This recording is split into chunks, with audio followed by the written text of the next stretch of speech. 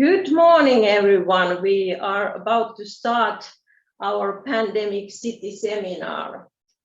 My name is Helena Leino, and I'm a lecturer in environmental politics at Tampere University. And this pandemic seminar, it's the first one of the city seminars. This is a row of seminars that will be organized this autumn. And we warmly welcome you to this event. This is organized by Tampere University's new profiling area, Sustainable Transformation for Urban Environments, also known as STUE. And STUE wants to offer a platform for researchers interested in diverse aspects of developing sustainable cities.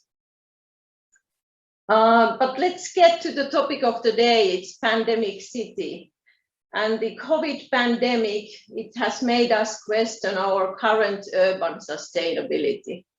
The issues that revolve around monitoring and combating the pandemic microbes, the density of urban fabric, the quality of public space, the usability of public transport, the habitability of housing, and its relationship between economic, ethnic, and gender inequalities, especially in vulnerable neighborhoods. All in all, pandemic has contested the sustainability of cities. With COVID, rapid improvisations were developed, such as lockdown, working from home, socially distant society, and so on. So there were several innovative practices which would have not been created in any other circumstances. But we must remember that COVID is not the first pandemic the societies have faced, and it will not be the last one. As Michael Batty has written in the journal Environment and Planning B, and I quote, "For over 100 years since the so-called Spanish flu at the end of the First World War, we have not really taken to the heart the idea that everyone and everywhere might be infected by a disease that we were unable to control." That's the end of quote. So from this viewpoint, we need to discuss further what are the multidisciplinary combinations needed from research in this situation? And that is our task today. We are here to generate discussion and develop collaborative ideas on pandemic city research. The program today, we want to offer longer keynote speeches and shorter inspirational talks, and they all come from specific scientific viewpoint. But instead of thinking all the possible future research topics that pandemics may generate, there are several, as you can imagine, we want to encourage all the participants to think about the complex and disruptive nature of pandemic, to understand the need to novel inter and multidisciplinary research initiatives. So you are all very warmly welcome to the Pandemic City seminar. And now I will offer the floor to my colleague Sami Oikarinen, who will introduce the program and the first speaker of today.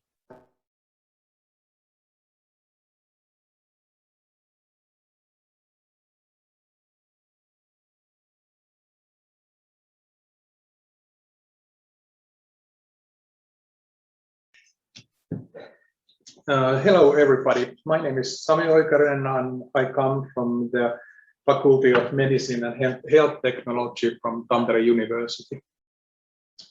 And I really want to welcome you all in this seminar.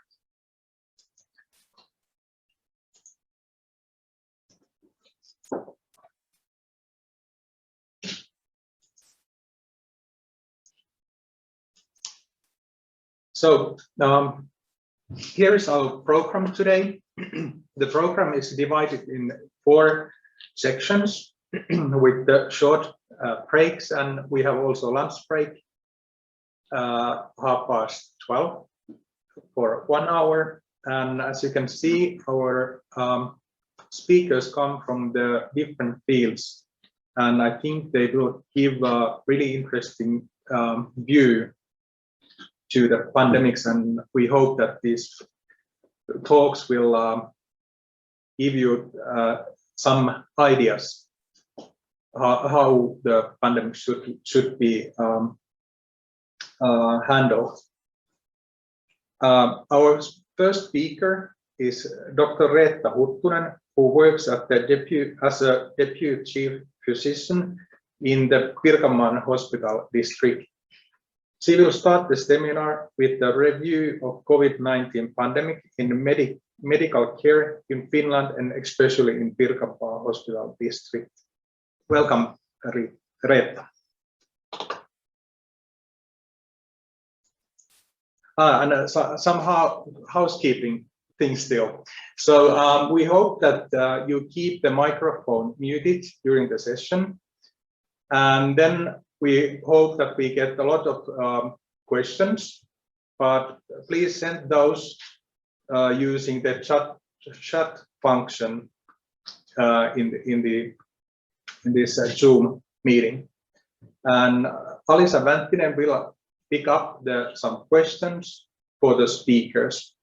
This seminar is also recorded. If you use Twitter, please use hashtag STUE or at @STUE tags. Thank you. Now, Reetta, please go on. Thank you, Sami, and I'm very pleased to share my thoughts on medicinal view from this pandemic. I'm asking you if you can see my presentation.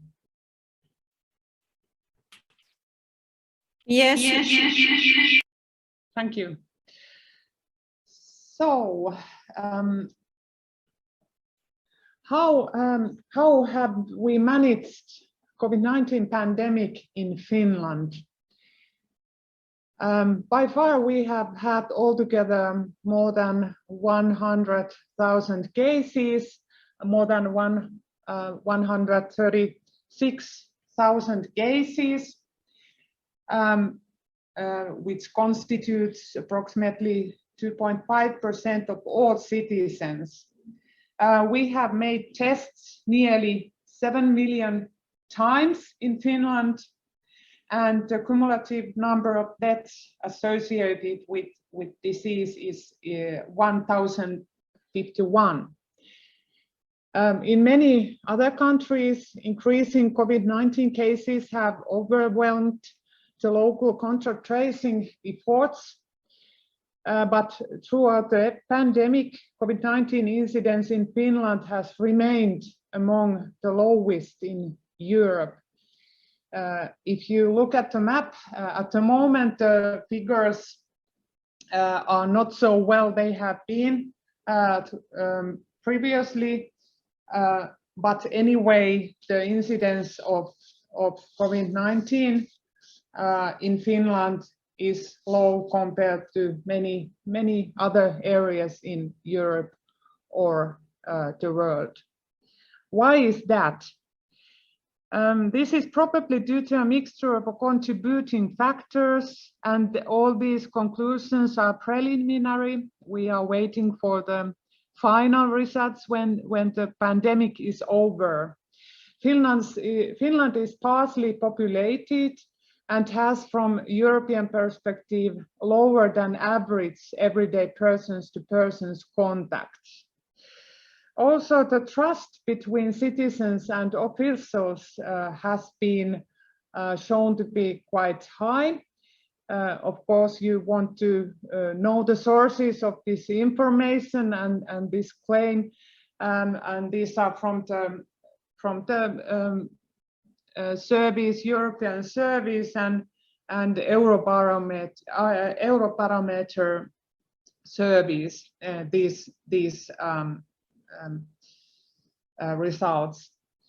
In addition, actions such as testing and contact tracing have been implemented very early in the epidemic and pandemic.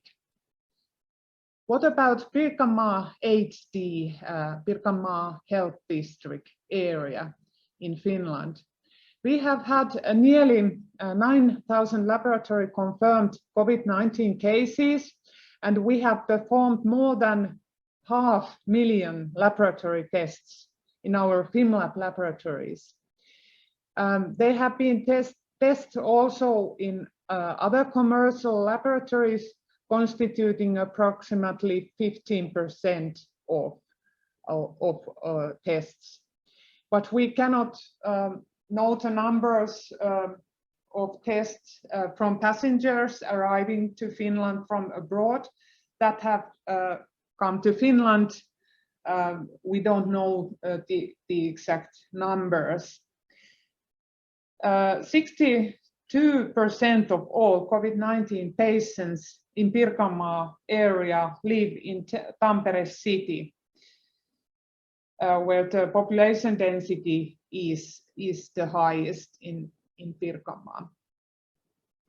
We have had more than 40,000 quarantine orders in nearly 40,000 persons, and about 8% of those in quarantine have later tested positive for COVID-19. The quarantine phone calls have been timely because all new cases have been contacted within 1 day. This is not the case in every place in Finland, but in Pirkanmaa HD we have managed to contact the COVID-19 cases quite early. Quarantine and isolation procedures are used due to Infectious Diseases Act in law, where COVID-19 is graded as infectious disease of common danger. What are the perspectives of Finland as regards COVID-19 pandemic, as regards healthcare structures? We have a population of 5.5 million and 20 hospital districts, which are owned by municipalities, each having a central hospital. Pirkanmaa HD has a catchment population of 540,000 inhabitants, including the city of Tampere with 240,000 inhabitants. Pirkanmaa HD is one of the 5 university hospital districts, with Tampere University Hospital as the central hospital. Surveillance, contact tracing, quarantine, and isolation decisions of COVID-19 of the Pirkanmaa HD and its municipalities are coordinated by the Infection Control Unit of Tampere University Hospital. In contrast, some other municipalities in Finland have conducted contact tracing independently. For example, in Helsinki, they conduct contact tracing independently of HD. Contact interval time is an indicator of effective contact tracing. Our infectious disease specialist Juha Rannikko is providing an article on this issue, submitted for publication recently. He has studied our COVID cases from June 2020 to May 2021. Approximately 1.3% of all tests have been positive, for COVID-19, and the median age of patients has been 33 years, with lower median age this spring than in fall 2020. And we see the effects of vaccination coverage in elderly population. They don't obtain the disease because they have been better vaccinated at this moment. Nearly all have been contacted within 1 day of positive laboratory results. Also, the known high-risk contacts have been contacted early. Only occasionally the list of contacts has been completed later than 24 hours after the test result. The mean time from onset of symptoms in the primary case to the first contact tracing call has been 3.6 days.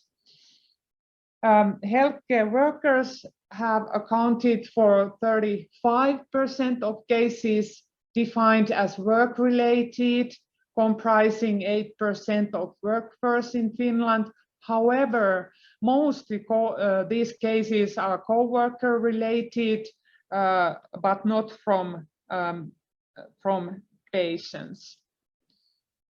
Here you can see the COVID-19 incidence, 14 days incidence and 7-day incidence.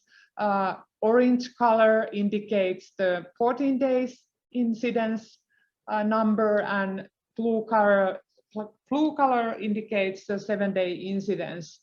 And you can see the changes in the incidence, especially in summer, this summer, when European football games in Russia and the spread of Delta virus had a significant effect on the incidence in our area. What about the whole Finland and the requirement of hospital care in special health care and in primary health care wards? You can see that there have been changes in the need of hospital care during this spring and summer. This shows the situation from the beginning of pandemic, from April 2020 to this moment, and you can see that the vaccine coverage has had an effect on hospital requirements during this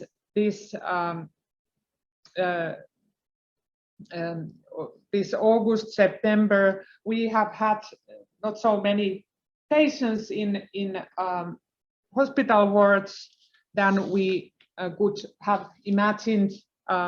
If we look at the total numbers of new cases, they don't correlate because the vaccine coverage has had an effect on the need of hospital care.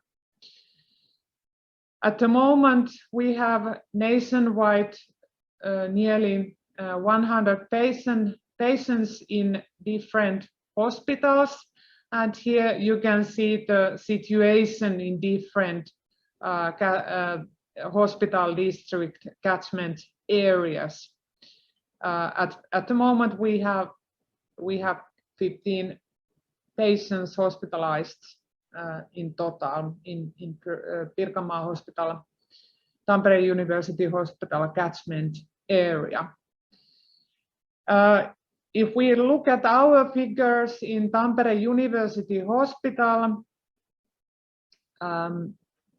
you can see that the numbers are low. We are talking about some 10 to 20 cases, and that's why the changes they are also the variation in number is big. So you can see that we have had more patients in hospital care, but the numbers are quite low. This is, of course, a good sign for us that the vaccines have worked and had effect on the need of hospital care. What about the mortality and morbidity due to COVID-19 in Pirkanmaa HD? We have had 51 deaths due to COVID-19, and more than 400 COVID patients have been treated in our hospitals, and 69 patients of them have been treated in the intensive care unit for COVID-19. These are very severe cases with severe lung disease, hypoxemia, respiratory support. They are in the need of respiratory support and mechanical ventilation. And the duration of these treatments are long. They usually need a long treatment period due to COVID-19 disease. The National Infectious Diseases Register has accumulated information on more than 1,000 fatalities. The median age of the disease is 82 years. They are elderly. 54% of deceased were men and 46 women. More detailed health information was available from half of the deceased persons, and the majority of them had one or more chronic diseases. What about the whole pandemic timeline in Pirkanmaa HD? What's the origin of infection here? Most commonly, the origin of infection is a family member in 42% of all cases. It may be due to friends, the meeting of friends or relatives in 1/5 of cases. More rarely in workplace, in private party, 5%, hobby, 4%, and even more rarely at school, constituting 1.5% of all cases, or daycare, 1% of all cases. At present, which are the sources of infection? At the moment, the infections obtained abroad are not so common. They only constitute 6% of all cases. The most common place is in most commonly the origin of infection is from Pirkanmaa. From a known source, 57%. The second common is from Pirkanmaa, but unknown source, 30% of cases. Pandemic has really increased the demands of collaboration. Like in the previous speak or introduction, having said that we have really needed to have new practices, generate new practices rapidly in order to combat this pandemic efficiently. We have to move from individuals to communities. We don't only treat individuals, but whole populations. And I have to say that as a view of doctor and in medicine, this is kind of a new way of thinking and a new perspective. Of course, we infectious disease doctors, we treat diseases that are communicable. We have to take care of the whole populations in order to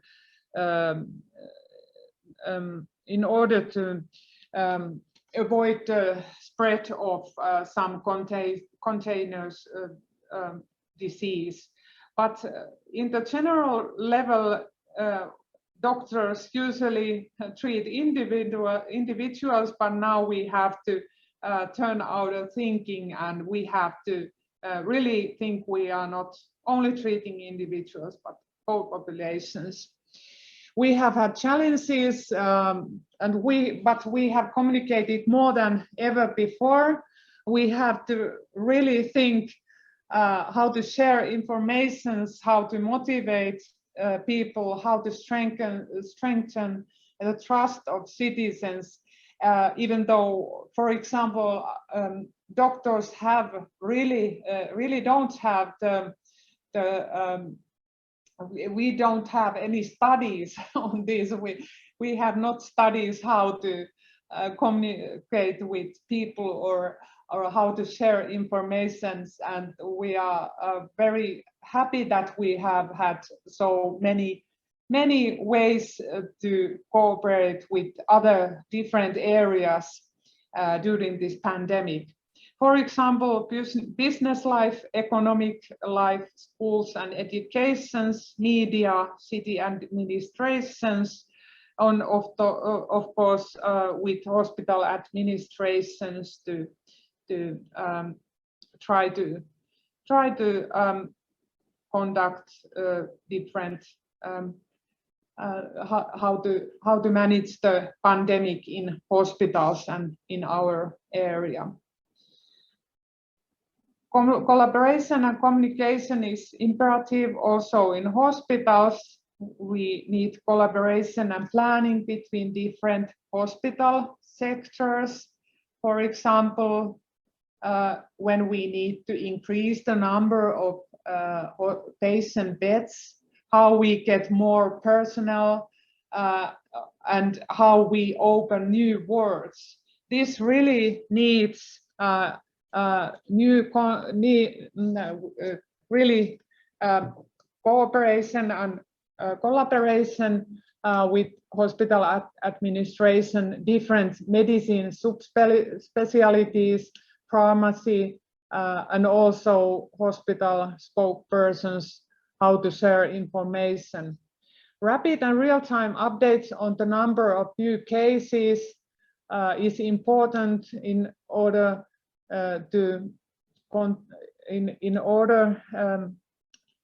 for all responsible for operative management of hospital. Prediction capacity for rapid decisions, communications with different sectors has greatly improved. We have used Teams communication. It has enabled rapid communications and decisions. And I think we are more decision-oriented than before. We have had so-called intra-announcements for whole personnel to spread information rapidly. We have the need for continuous development of electronic records. We have to have education and numerous new guidelines for personnel. Media has a great role in pandemic to inform for the information of population, guidance, safety information on vaccination. The role of different healthcare sectors in Finland. Municipalities have the role of implementation of different acts. decisions on quarantines and isolation, contact tracing. According to law, communicable diseases control doctor of the municipality is responsible for these functions in Finland. The healthcare district has provided contact tracing, local guidance and expertise, and the COVID-19 steering groups in HDs, so-called nyrkkis, the implementation of local strategies according to Infectious Diseases Act. As a national level, we have Finnish Institute for Health and Welfare, which provides expertise and guidance, Ministry of Social Affairs and Health for strategy planning, guidance, control according to Infectious Diseases Act. And then Finnish government, which is responsible for Finnish strategy implementation of Emergency Powers Act, which has been used twice during the pandemic in Finland. The benefits of central coordination of contact tracing in Pirkanmaa HD. It has allowed our unit to maintain up-to-date analysis of the population-based contact tracing data. We know what's happening in our area, in our municipalities, where are the hotspots of pandemic, and how to write new guidance and target the measures most efficiently. Even in a low incidence setting, effective COVID-19 control comprises a combination of effectively implemented contact tracing operations and public health measures, including social restrictions. We have in our team infectious disease specialists, doctors from other fields recruited for contact tracing.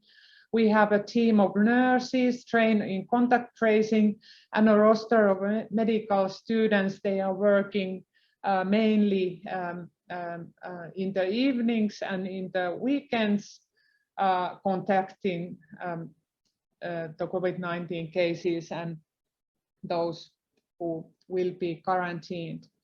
In addition, the municipalities have at least one communicable disease control physician, and they have recruited contact tracing teams that act as a fallback when there are sudden surges in amounts of close contacts to quarantine.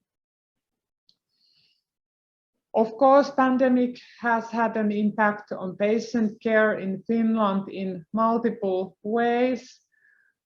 Final reports are lacking, but as you can imagine, resources used for testing are away from something else. They affect overall laboratory capacity. This has had an effect on operative care, and there have been periods when we have had restriction in our operative care. It has an effect on patient cares, other resources.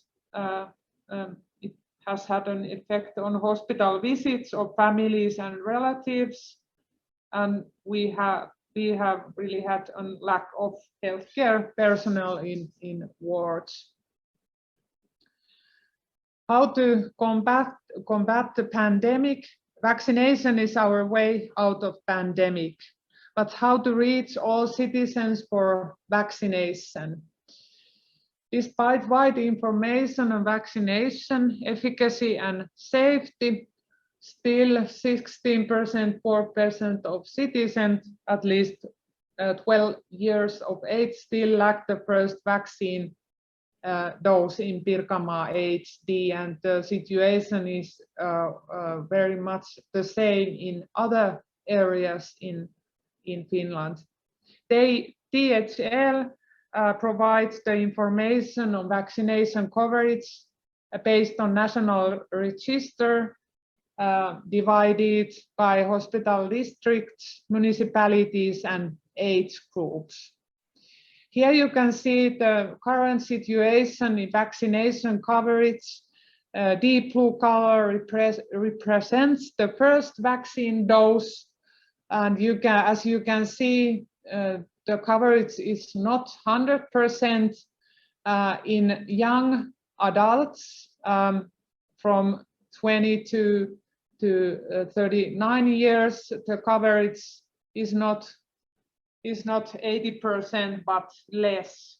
So 20 to 24% of young adults still lack vaccine coverage, and this is our concern at the moment, because the society is open, and the risk of infection is inevitable in the situation where a person lacks vaccine coverage, but the society will open. And this information, we have really tried to get the information for people, but I think we don't always find the best way of contacting persons. Many cities have used walk-in vaccinations, and it has been effective, but still although we have used this very pop-up vaccination, provided pop-up vaccinations and walking vaccinations, seems to be something we don't know, or we should take care of, because we don't catch all people for vaccination. Thank you. This was my slides, and I warmly welcome you for questions. Thank you. Thank you, Reetta, for your excellent and really interesting review to how the COVID-19 have been treated in the hospital.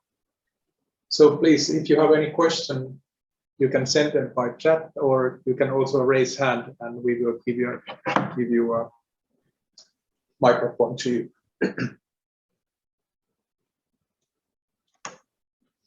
I may have one question, Reetta.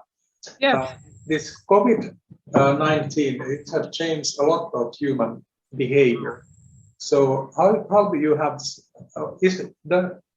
I wonder if there have been some effect also, some other infective diseases like prevalence, like how about the influenza? How they have been different prevalence? Yes, we did not have any influenza outbreak this year, and it was very. We really saw it, because we had the fear that if we had also influenza outbreak here, it would be very difficult to manage the pandemic, but the social restrictions really had an effect. We didn't have influenza. Also, the cases of other respiratory diseases where the prevalence and the incidence was very low. So we didn't have, when we did not have coronavirus, we also did not have other viruses. Thank you. Then we have one question from Jouni Häkkilä. Yes, thank you. Really thorough presentation on the situation. You mentioned the mortality that is linked to the COVID-19 disease, and I know that in Sweden there's been quite a bit of discussion on because Sweden had this very different policy related to how to handle the pandemic. There's been a lot of discussion on the issue of whether there has actually been a raise in the level of mortality linked to the COVID-19 disease, and some statistical analysis seem to show that that it has not jumped, at least not in any significant way, the level of mortality. So has there been any analysis like this that you know of in Finland or in Pirkanmaa region, whether our level of mortality is on the normal level during the pandemic, or maybe lower or higher? So that was my question. Thank you. That was a very good view. Of course, if you look at the numbers, for example, in Pirkanmaa HD, the mortality rates being so low that I don't think that that's in Pirkanmaa HD area would be a significant increase in the total number of mortality. But at the moment, I'm not aware of I think that DHE has provided some data on this, but not recently. I'm not aware of recent data on population level. But if you look at the numbers deceased yearly for influenza, the numbers have been like 200 to 300 cases a year. Of course, the restrictions and all in communities have been far more bigger than during influenza pandemic, but anyway, the number of deaths more than 2,000, more than 1,000 is quite high. But I'm sorry, I don't know at the moment the population level mortality effect of the whole pandemic. Thank you. And then we have one question from Minna Koskimäki. She would like to know what kind of impact of the pandemic has had on the patient care. That's a good question. Of course, we have had our way of treating patients. I think the most striking change is the way we use the precautions. We have had the masks. I don't know how long, but now we have the mask all the time. Also, the use of protective equipment is quite normal at these days. We have the hand gloves, and we use the protective equipment. The use of these things has really changed, because when I have been a young doctor, these were I don't recall we have used these kind of equipment in hospital care, and this is the most striking thing. Of course, sometimes we have to really think that not all diseases or not all things are related to COVID-19, and sometimes we have to really remind our colleagues and that not all diseases are COVID-19, and also the patients have to get the right and timely treatment despite this virus, and so on. And we cannot treat patients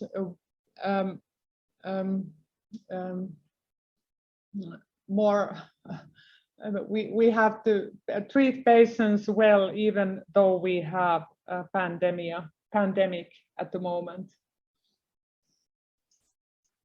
Then we have a question from Colin Mcfurlane. It's like a second question related to Minna's. So do you have a way to measure if the negative impact, have you a way to measure the negative impact on other non-COVID health issues, or is it not possible to measure that? This is a very good question, and we all have seen the results from, for example, from mental issues as regarding to younger people's mental health, and the authorities in these areas have found that there has been already some negative impact on the treatment of, for example, mental diseases, but the numbers, of course, we want to have numbers, and the pandemic is not over yet. So I think that these studies are underway. So we have to wait for the final results, what the real economic and also the effects on patients' care, and how about chronic diseases, how the treatment has changed, or has it changed. Thank you. Then we have still one question from Lisa Häikkiö. Have you focused on differences between city districts? Does living environment make a difference within the city? Nice question. I don't know if I understood it well, but if you look at the maps of Finland, you can see that the cases, they centralize to bigger cities. It's in rough level. You can see that the hotspots are in locations where people live, where the population density is higher. For example, many little cities in Pirkanmaa HD, they have had only few cases during pandemic, and I think that the population density is one thing, but I don't know how behavior or other factors affect this. I haven't analyzed or I've seen any analysis on that. Okay, thank you. How about within cities? Are there, for example, in Tampere, is the prevalence of COVID different in different parts of the city? Yes, we have seen some trends in. Yes, we have seen some trends, but not in. We have not published the data, but there are some. But it has changed also during the pandemic, depending on what factors are prevalent at the moment. If it's young adults, or if it's some happenings which gather people together, or it depends of several factors, but we have seen some trends as regards the different areas in Tampere city. Yes. Thank you so much. This was pretty interesting. Could you perhaps stop the sharing slide? So now we have a short break, and then we continue at 11 o'clock. Thank you. Okay, now it's time to continue our program, and we are moving on to the short inspirational talks at the moment, and we are first having 2 of them in a row, and after 2 of them we will continue the comments and discussions. So first we have Jouni Häkkilä, who is Professor of Regional Studies here at the Tampere University and leader of the Space and Political Agency Research Group. And he is giving us an inspirational talk on pandemics and new forms of mobility control. So please, Jouni, the floor is yours. Thank you. Let me set up the presentation. And I need to share the screen first, it seems. So, are we all set? You see my slides, do you? Not yet. Oh. Oh, yeah, maybe I forgot to press share. Yeah. How about now? Yeah, now it's good. Okay, good. And it's in the show mode, I hope.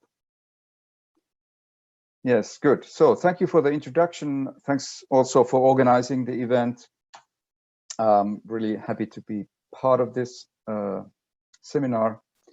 And as you see, my topic is pandemic and new forms of mobility control. And I'm going to start with noting the obvious thing. So attempts to manage the pandemic have really been all about physical distancing.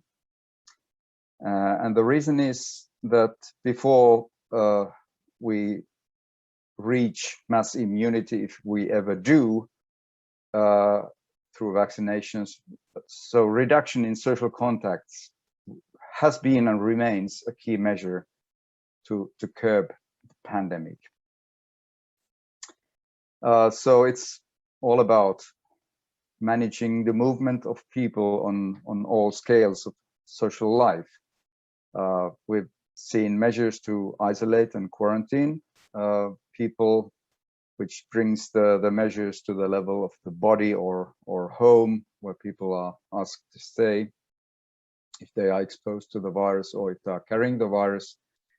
We've seen measures to lock down neighborhoods, regions, or countries and employ curfews to really reduce the contacts between people.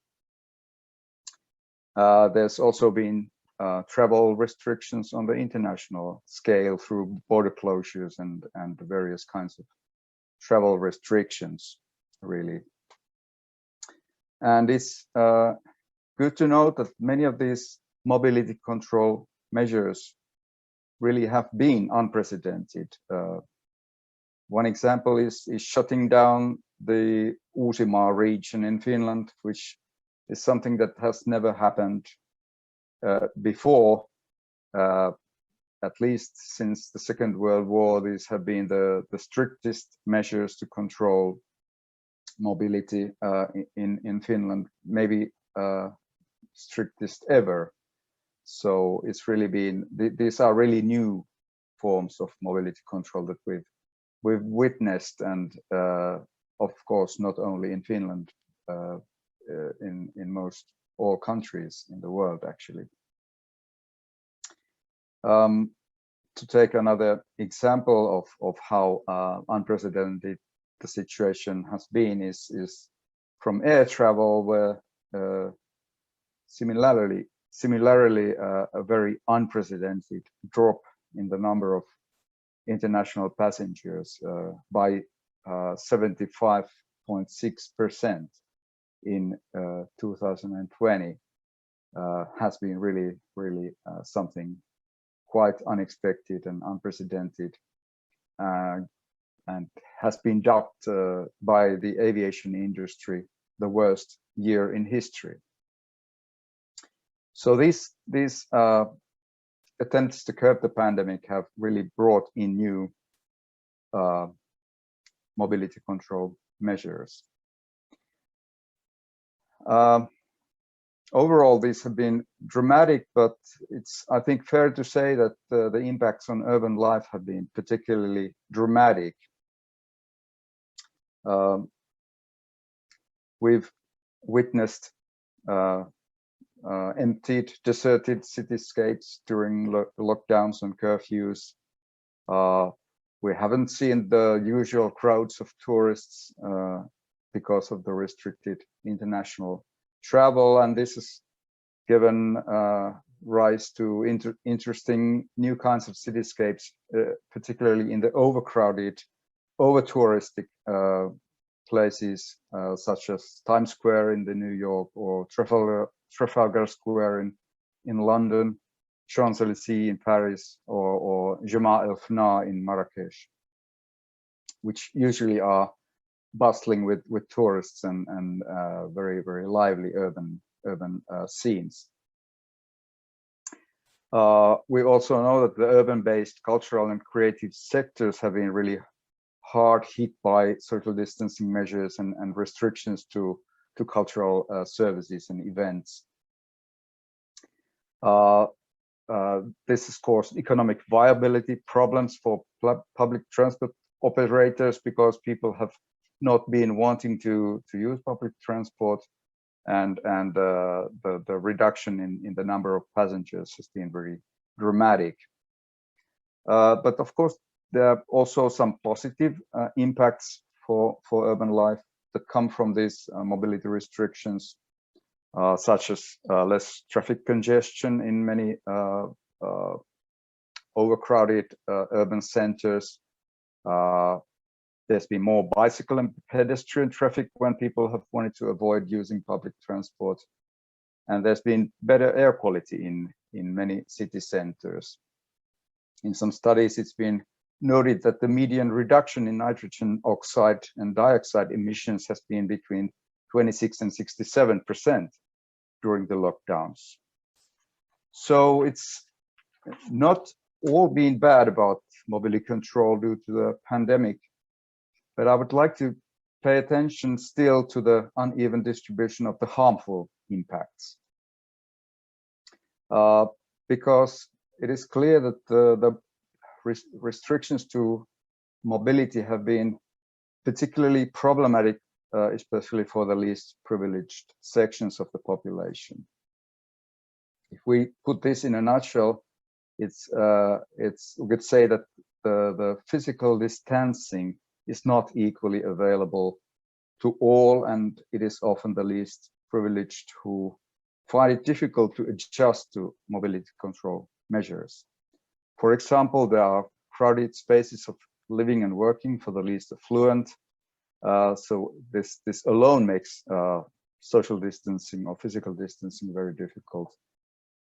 Migrants who seek asylum often don't have control of their living spaces, end up living in overcrowded camps, reception centers, detention facilities, and even on the streets when asylum seeking is very informal.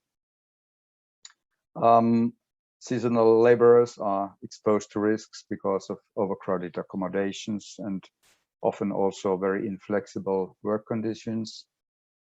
And the hindered international mobility has caused particular problems for labor migrants who have found it difficult either to travel to their places of work or then visit their family back home.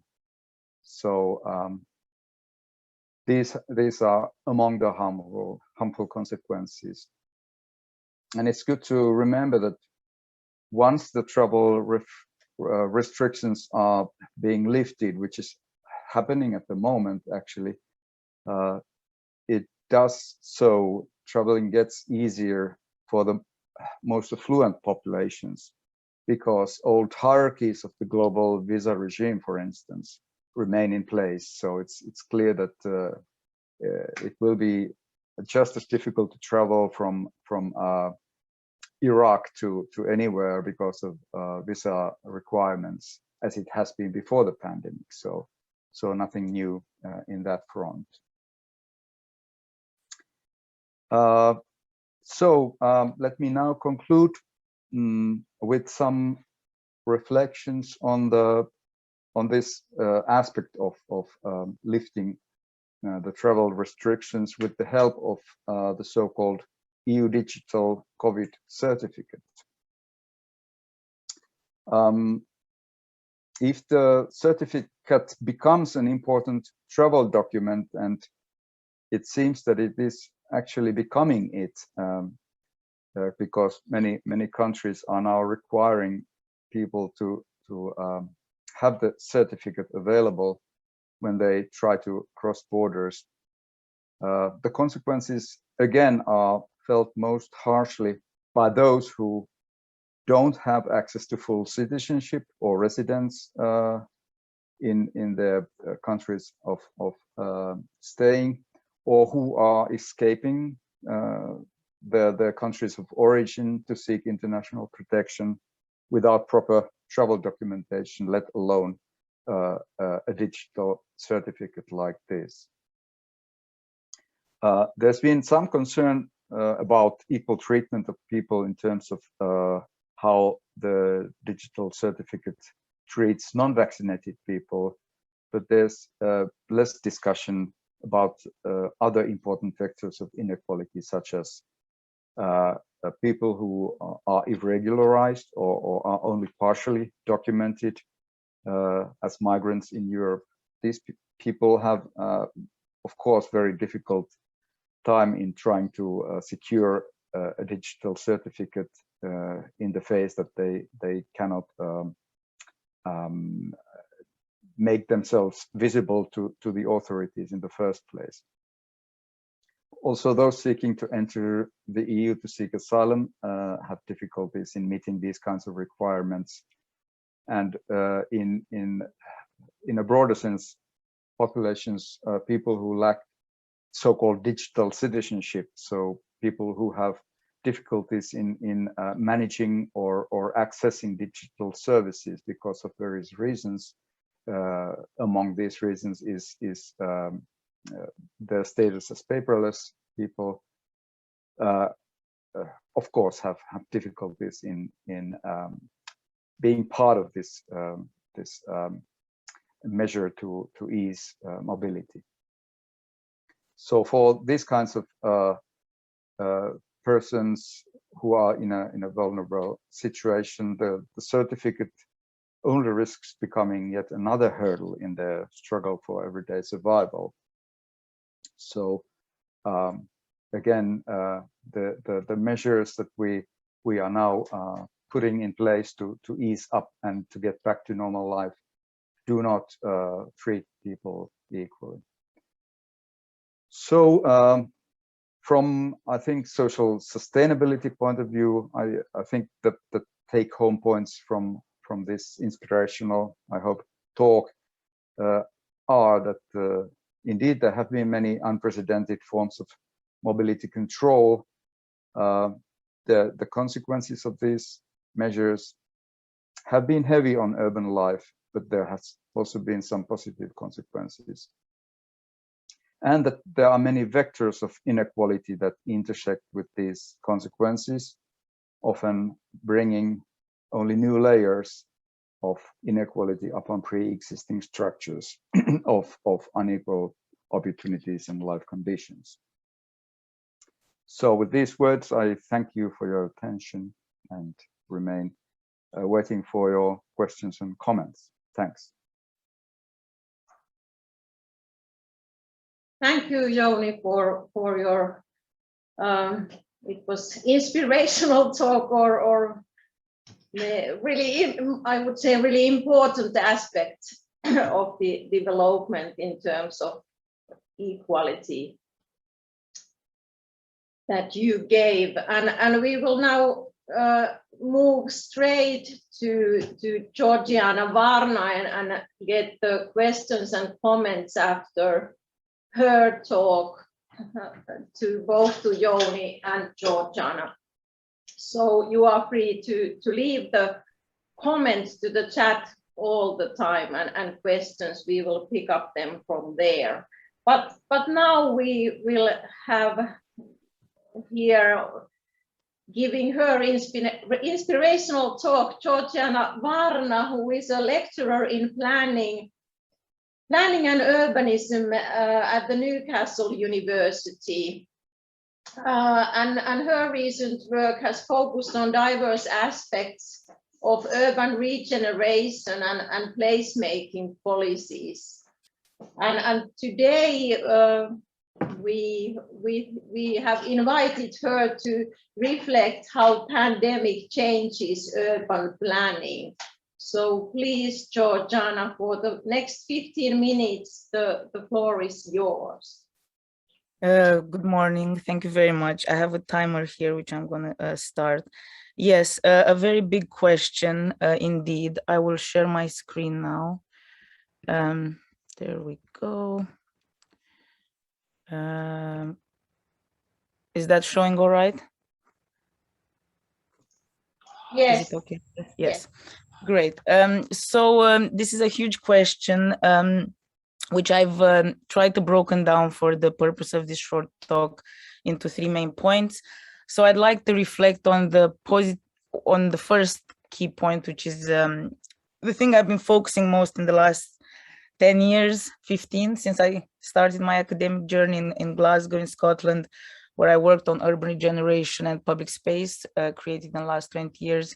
And in the last year of the pandemic, I felt, and I saw around here, I will show you some images in a second, that there's been a positive reevaluation of the importance of quality of public places in close proximity to our dwellings. So we were not only made to be locked in our houses, but we were allowed this 1 walk a day. So a lot of people have found spaces they've never been, and therefore there's a rekindling in urban studies of this debate of the 20 minutes neighborhood. We need to create neighborhoods where everyone can access services, public goods, and everything they need within this 20 minutes walking scale. The second point I would like to make is, in a counterbalance, there's a sharp decline of city centers and high streets, and it's quite nice to come after Yoni's talk, where he mentioned this already with the empty city centers, and I have some images in footfall and therefore economic activity and cultural activity as well, as he mentioned. So here at Newcastle, we've been talking to our colleagues quite a bit lately. We just had the UK and Ireland planning conference about the restructuring of the political economy of town and city centers with very uncertain futures. So what do we do with our city centers? And third, I'm not going to focus much on this, is just a slide, but we do live in a climate emergency age. And I believe, and I felt there was a growing strength of the sustainability agenda in the last year and a half. So the quality of place agenda, there's been a lot of talk about making better places, livable cities, and so on. These are some images from North Tyneside, where I live in Whitley Bay. Rock gardens have appeared in the pandemic. People have come and started. These back alleys are usually very unused, but there's been a lot of interventions like this. We call the temporary design interventions with chalk and so on. So some thoughts: the debate of place quality is back, at least in Britain. A long time since Tony Blair's New Labour proposed the urban task force at the end of the 20th century, I guess. But now we have things like National Design Guide and this kind of frameworks. And what's happening is the context is significantly different beyond the rhetoric of the UK government and its top-down algorithmic thinking. So they're trying to introduce a lot of even more centralization of the planning system, while they did deregulate the local authorities' powers even more. But at the same time, there's this idea that my colleague Roger Burrows talked a lot about, these algorithms and codes and so on entering the governance level. And often is summarized in "We'll build back better" slogan, and which is presented in this kind of glossy, shiny documents. But the reality around the country here is grim. We have empty city centers, concrete glass monstrosities, often very quiet. Newcastle looked a bit like in an apocalyptic scenario in February when I went with my mother to get her vaccine. And just to give you a picture, this is Blakelaw. It's a peripheric area of Newcastle. And when you look at the glossy documents and the reality of these places, as a planner or urban designer, even with the recent COVID experience, it's a difficult choice. And talking to the local councillors here is the same story. There's no vision, no plan, no finances. There is no, but a lot of great willpower and local communities. So together with our students, we're going to do a project this year. So we're here in Newcastle. I'm here on the coast, and if this is the city center of Newcastle, Blakelaw is this area here, just near the Western Motorway. And in Newcastle, this is the western part of the city, is the more poor part. So we will try to work with the communities to find their voices and try to shape a vision with very little finances, but try to make the places a bit more livable. However, there's been a sense of shared community, like the rock gardens. And I think that a lot of people reappreciated our public realm and realized that, like Patsy Healy said this year, something that has been taken for granted before has been noticed. And there's a growing feeling this might be the opportunity to bring people and different groups together.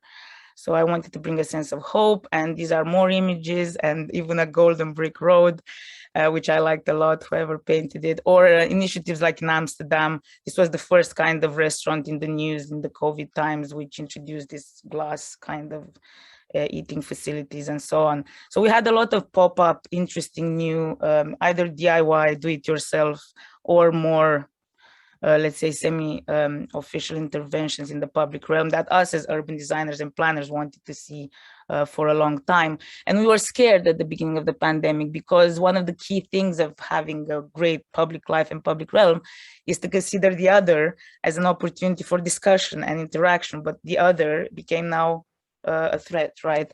Like we just heard in the previous talk, and therefore all this mobility kind of enforcement. But people are resilient, things are not so grim.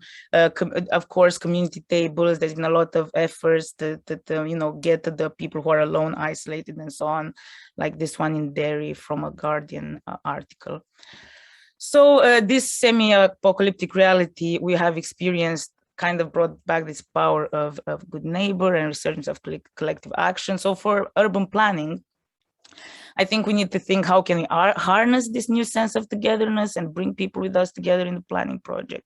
How can we make sure we learn from the crisis so we build more friendly, equal, inclusive and ready accessible places? And Panu Lehtovori and I were working on a paper now to look at like mental health and how strengthen more this idea of green and well-designed public spaces that help people combat, for example, isolation, think of future pandemics, right?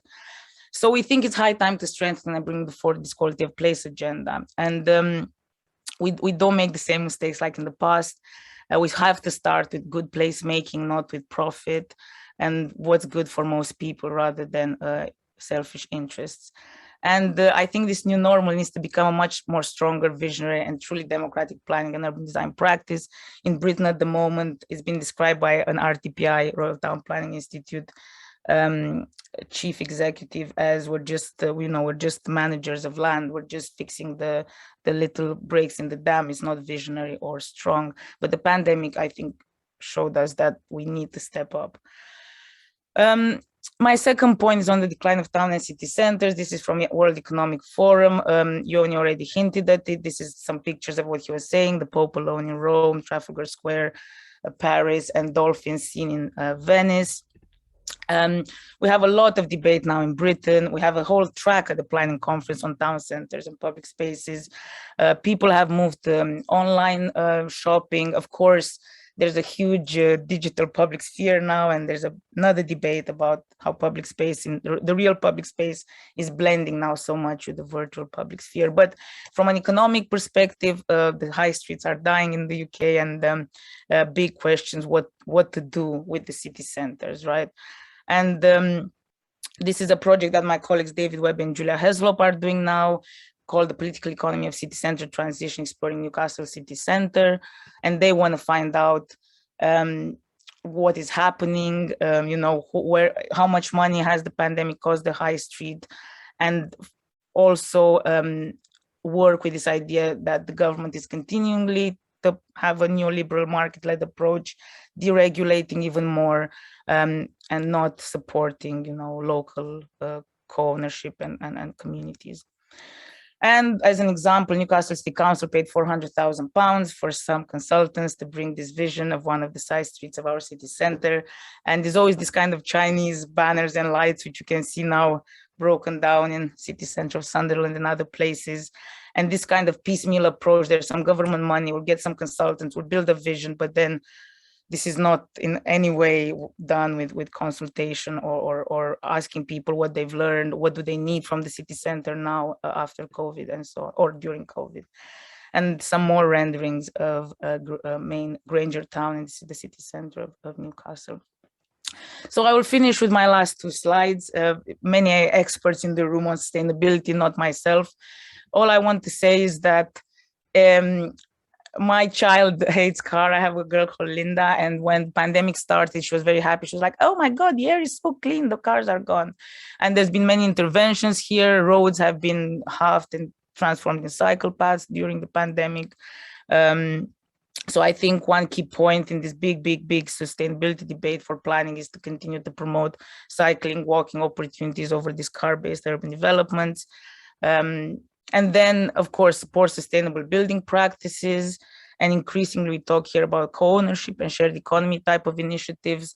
I had a colleague who lived in a cooperative type of housing association in London during the pandemic, and she said she never felt alone. So you remember the Italians singing in balconies. When we Zoomed with her, she had these balconies behind her with children playing and so on. So co-housing initiatives not only help destabilize this monopolistic housing market we have in Britain, but also help with issues like loneliness and this idea of having neighbors in times of crisis and so on. The third point, we need to incorporate in mainstream planning and design discourses and debates on slow growth, degrowth, deindustrialization, and resilience. Resilience is a big term I'm not necessarily a fan of, but I'm working now with Panu and other Finnish colleagues on an academy application for PORI, understanding how deindustrialization or reindustrialization processes are happening. But this is a very difficult issue to promote politically and in policy circles. I worked in policy in Scotland. You can hardly ever say, okay, we're going to go for a slow growth, or like we're going to change the model and go for like other values beyond this idea of always economic growth. It's a difficult one, but I think the planning project has to go in and support this. And finally, like always, advocating the public interest and the common good over private, selfish, and financial interests. And my last slide is this example from where I live in Whitley Bay. We had the whole road put with orange cones, and half of it was cars, half of it was cycle paths. And then the residents said, no, we need our cars back. The road has been, the cycle path has been taken away. And just yesterday, I got this through my letterbox. This is the local councillor for Labour, Margaret, saying that the compromise is to make it a 20 mile per hour limit along the seafront. So, you know, little steps, but I guess we're probably, the pandemic made us realize the importance of great public space and clean air and so on. And I think it was a good injection in the arm of planning and urban design, because it's very important to have this focus again on what makes us happy where we live, and appreciate the space around us. Thank you. That's all from me. I will stop sharing. Thank you, Georgiana. Now we have time to ask questions and comments to Joni and Georgiana. So please raise your hand if you want to comment the presentation or use the chat. Maybe while waiting, I take the advantage of being unmuted and ask the first question. This is probably more to Georgiana. I was thinking during your presentation that do you see that the health issues are, that maybe the urban planning in the future, we can see that the health and urban planning are intertwining more closely to each other in the future, that, or is this just hopeful thinking that planning should take into account in different scales the aspect of health and these kind of disruptions that pandemic is and was, that that in the scale of building and plot and neighborhoods, the city needs to adapt these kind of rapid changes. So health and planning and the intertwinement, do you have any opinion about that?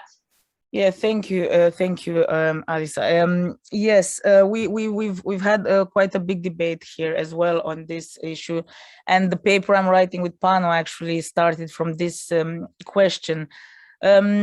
So first, I think there's more and more research that blends both of them.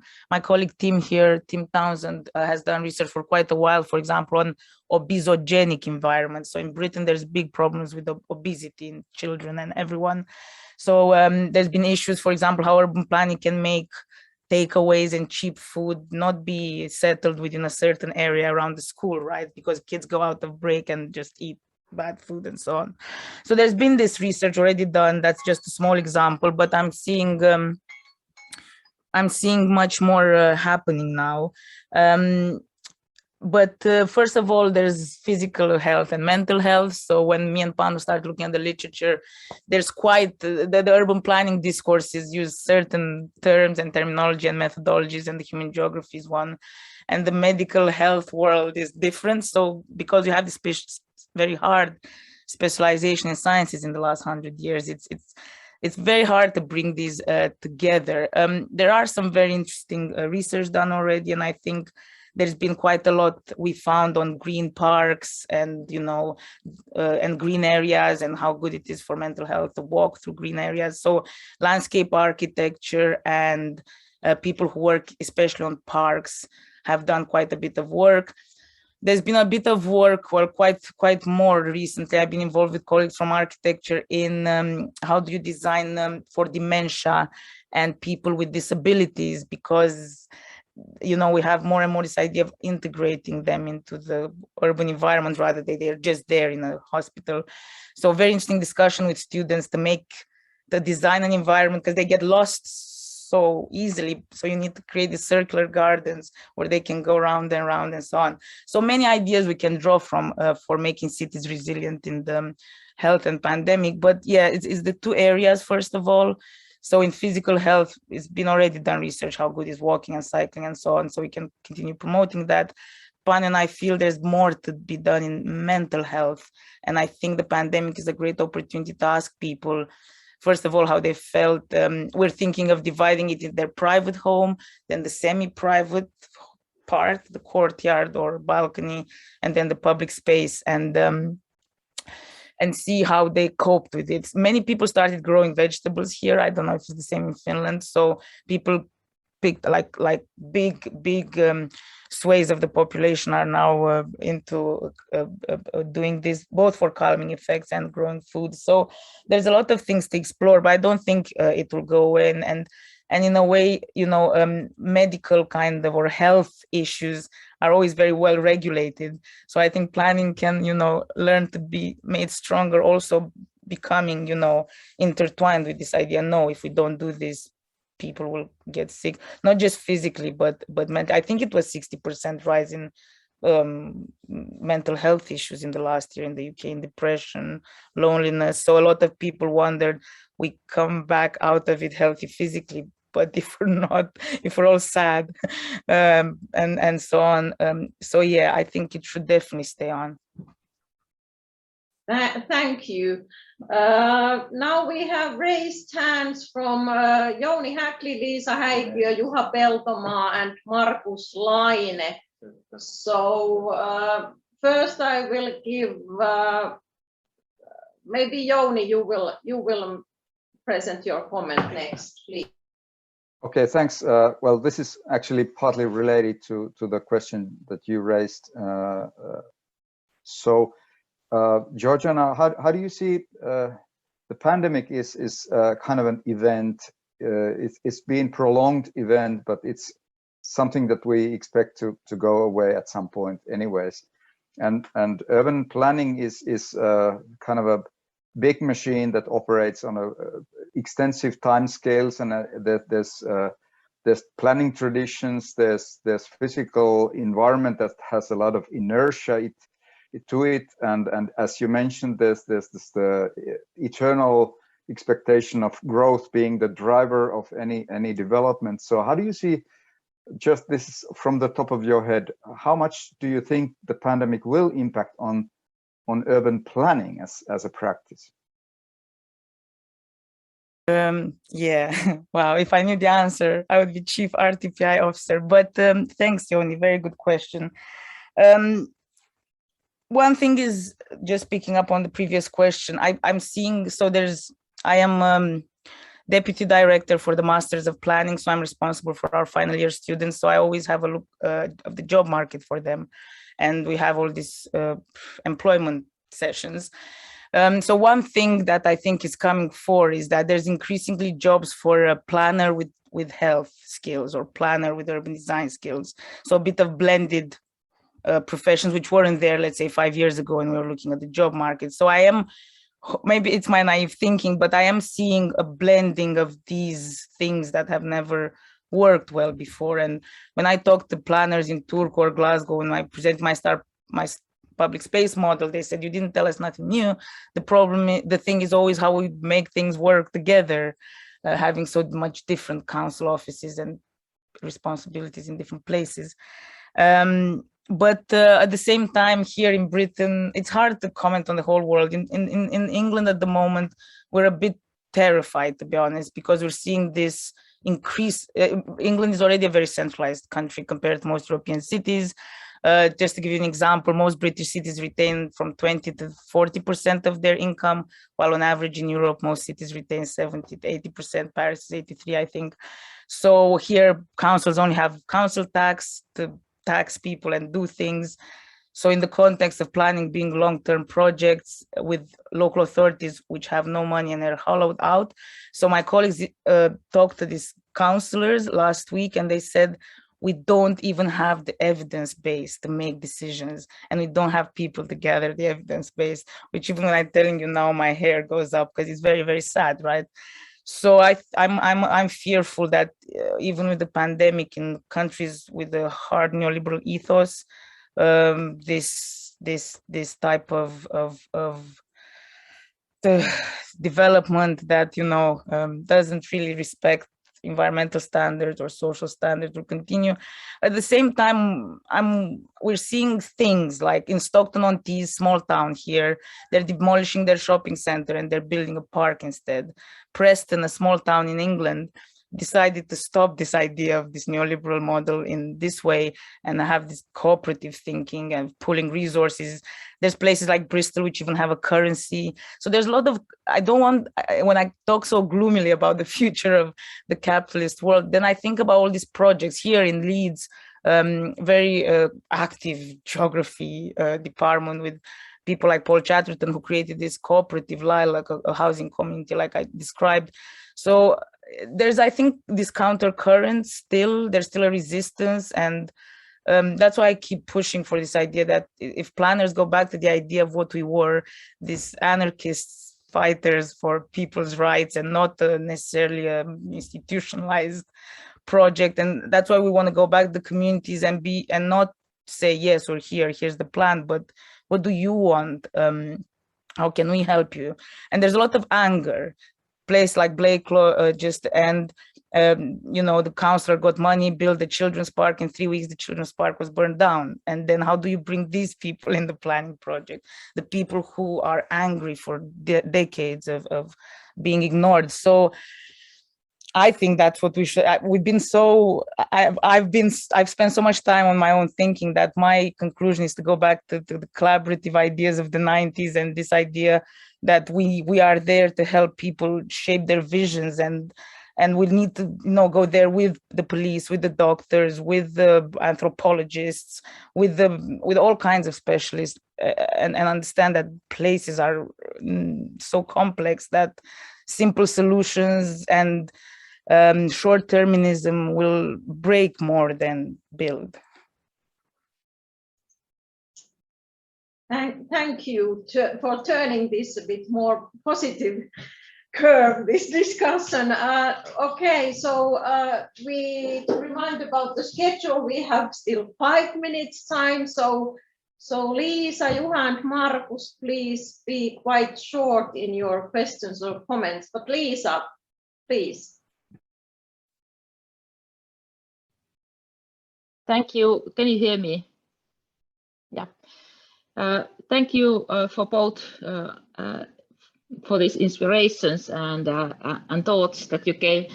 Just want to address one issue, and it was this notion that Jouni made about digital citizenship. I think it's very important for the futures of our societies. We already, all of us who work in different organizations know how much these kinds of hidden systems working in a digital space has impact on the agency we actually can have. And I see this is a little bit a contradiction if we think about all these grassroots movements during the pandemic and taking the public space close by the homes and creating new gardens and things like that. So they're like two different worlds. We have this development of putting new regulations on individuals if they don't have access to digital spaces or not. And then we have this new movement of having different activities in the neighborhoods and things like that. Just asking, what kind of connection do you see there? How it should be addressed in city planning or urban planning issues, or can it be? How does it affect public spaces in the future? Just like pondering this. This was for me, Lisa, right? Yeah. Okay. Yeah. Yeah. That's really a big question, and I think you're right in addressing the importance of being really vigilant about the digitalization, because there's a certain lure to it, because it seems to make things easier and more controllable, but of course it also does that for those attempts to control it easier. So I just witnessed yesterday the opening ceremony of the new detention or reception facility in Samos, in the Greek island of Samos, and there's a system that now asylum seekers need to go through the gates of the facility that seems like a prison, actually, through gates where they show the digital kind of a key card, and then they press their fingerprints there. So it's kind of a both digital and biometric system that controls their movements. So it's these kinds of developments that we really need to be critically paying attention to. And I just really don't know how to connect this with the notion of that the pandemic really brought in this huge interest to local public spaces that I've actually witnessed in my own living neighborhoods as well, which has been really invigorating and really nice, and just seems to bring in whole new kinds of people into contact with each other, and it has been kind of a nice, cohesive and kind of a culturally enriching development. But I'm sorry I can't put these two things together in my head. They're just so too far apart. Thank you. We have good discussion going on. And next, Juha Peltomaa, please go ahead. Yeah, hi, this is Juha Peltomaa from the Finnish Environment Institute. It's not that much of a question, but maybe just to raise to the discussion on possible future endeavors, the kind of connection between teleworking and caused by the pandemic or otherwise, and city planning and health, because I think it connects to several domains here. It's how do we, if we work from home, it's the mental health, it's the physical health, it's what's kind of inside the where we work, it's outside when we go to the where we live. So that's I haven't seen much research done on that, and there is a lot of discussion, at least in Finland, that the teleworking will increase quite substantially. So if you want to comment on that, be my guest, but it can also be just a notion. Thank you for your comment. I don't know if anyone wants to immediately comment back to you, but you raised a really good issue there. Now I will give the floor to the final question or comment. Markus Laine, please go ahead. Hello, everybody. We are in the same room with Helena here in the seminar room. So for Jouni, do you think that there could be some like softer measures besides Corona Pass for these situations in terms of like taking account the more vulnerable groups in society? And for Georgiana, I think that like British town planning is somewhat good for pandemic if you think about the terraced houses and the kind of backyards and the alleys in back. But like in Britain, in Finland, the kind of the urban development and construction is rather monopolistic, and I have thought that maybe one way to kind of change it is to tilt the planning process and construction process a way that you propose that make more co-housing. But are there any projects in Britain at the moment that are kind of prompted by this pandemic situation, or are they like some coming? Do you know? Thanks. Shall I go first? I'm just going to be quick. Yes, thanks, Markus, for the question. Yeah, I think we need softer measures overall in regard those who are in vulnerable position, especially those who are the most vulnerable, who don't have citizenship or who actually lack social existence in the society because of their status as paperless persons. So, but in terms of the Corona Pass, I think what could be done easily is to ensure that there's free and accessible testing for the virus, and that could be registered in a way that it does not have to be digital. So it could be just another form of maybe a paper certificate. So that alone would if it's accessible and free, it would allow people to gain evidence of their health status that they could use as a kind of a Corona Pass. So that would be one thing that I could think of. Thanks.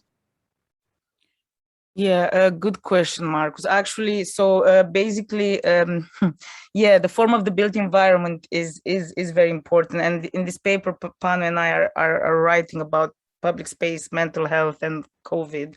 We want to compare. We'll take both Tampere and Newcastle as case studies, and then we thought of interviewing people from the center of each city, from the more I don't know, adjacent to center, and then from the periphery, because we did think it will matter if you live in a house with a garden somewhere, or if you live in a block of flats. We have council estates here as well, this kind of tower blocks and so on. So it's a very good point to maybe try to link how the typology of house and the typology of neighborhood and where you lived influenced your mental health and maybe physical health during the pandemic and so on. So if you want, great, you can work with us on the co-housing. Yes, one of my students' dissertation actually was on mapping co-housing initiative in the UK at the moment, and I can send you the draft if you want. Yeah, I think they're increasing, but we don't know. So one our project here I really want to do with my colleagues is a diary of hope. So just a map across Britain, what kind of things are happening. There are many probably we don't even know. And to connect with the last thing about digitalization, the good thing about it is that there's been a rise in digital communities. So even local communities here where I live now have Facebook pages, and a lot of things you find out over Facebook. I don't know how it's there. So I'm thinking that's a good thing in a way for local communities to find them and so on, and advertise themselves, although there's another discussion with Facebook being controlled, but that's a good link. I think it's easier for a local community to create a Facebook page and say, we have a garden event, we're planting strawberries next Saturday. So I think it helped the physical things happen a bit more. Cheers. Yeah, thank you. Good answer.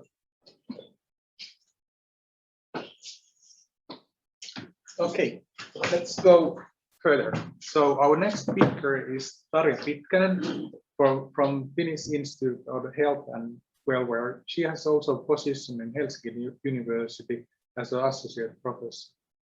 And Tarja will talk about the monitoring pathogens in the wastewater. So thank you, Sami, for your kind introduction, and I will try to share my screen for you.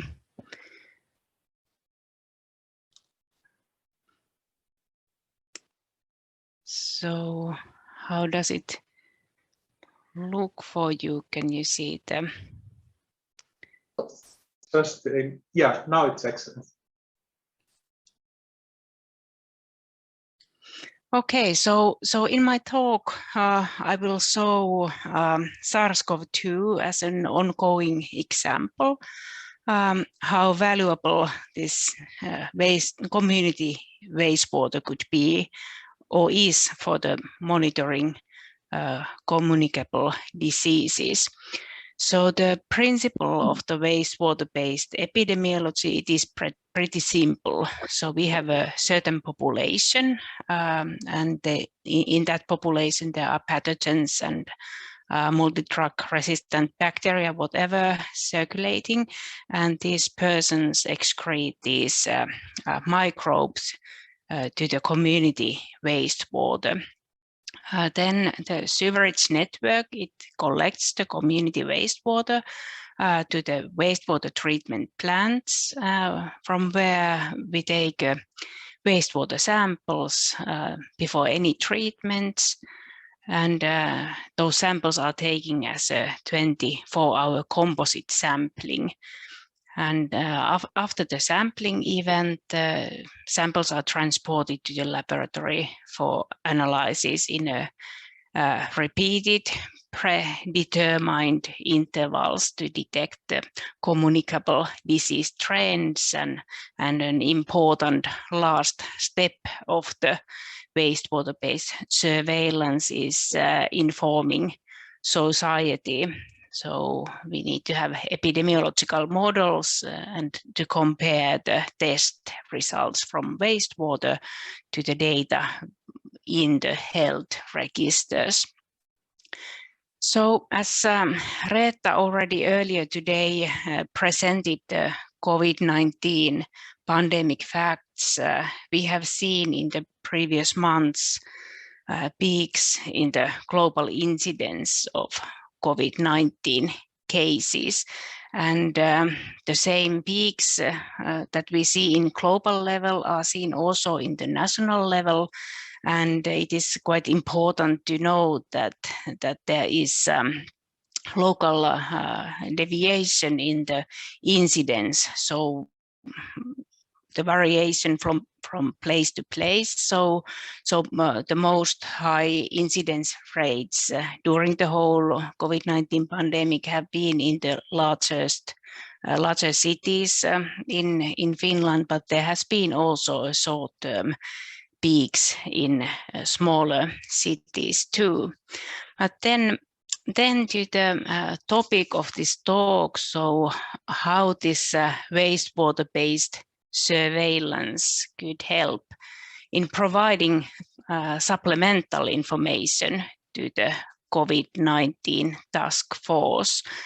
So first, there is a number of SARS-CoV-2 virus particles in feces or overall in human excreta that goes to the sewerage network and from there to the wastewater treatment plants.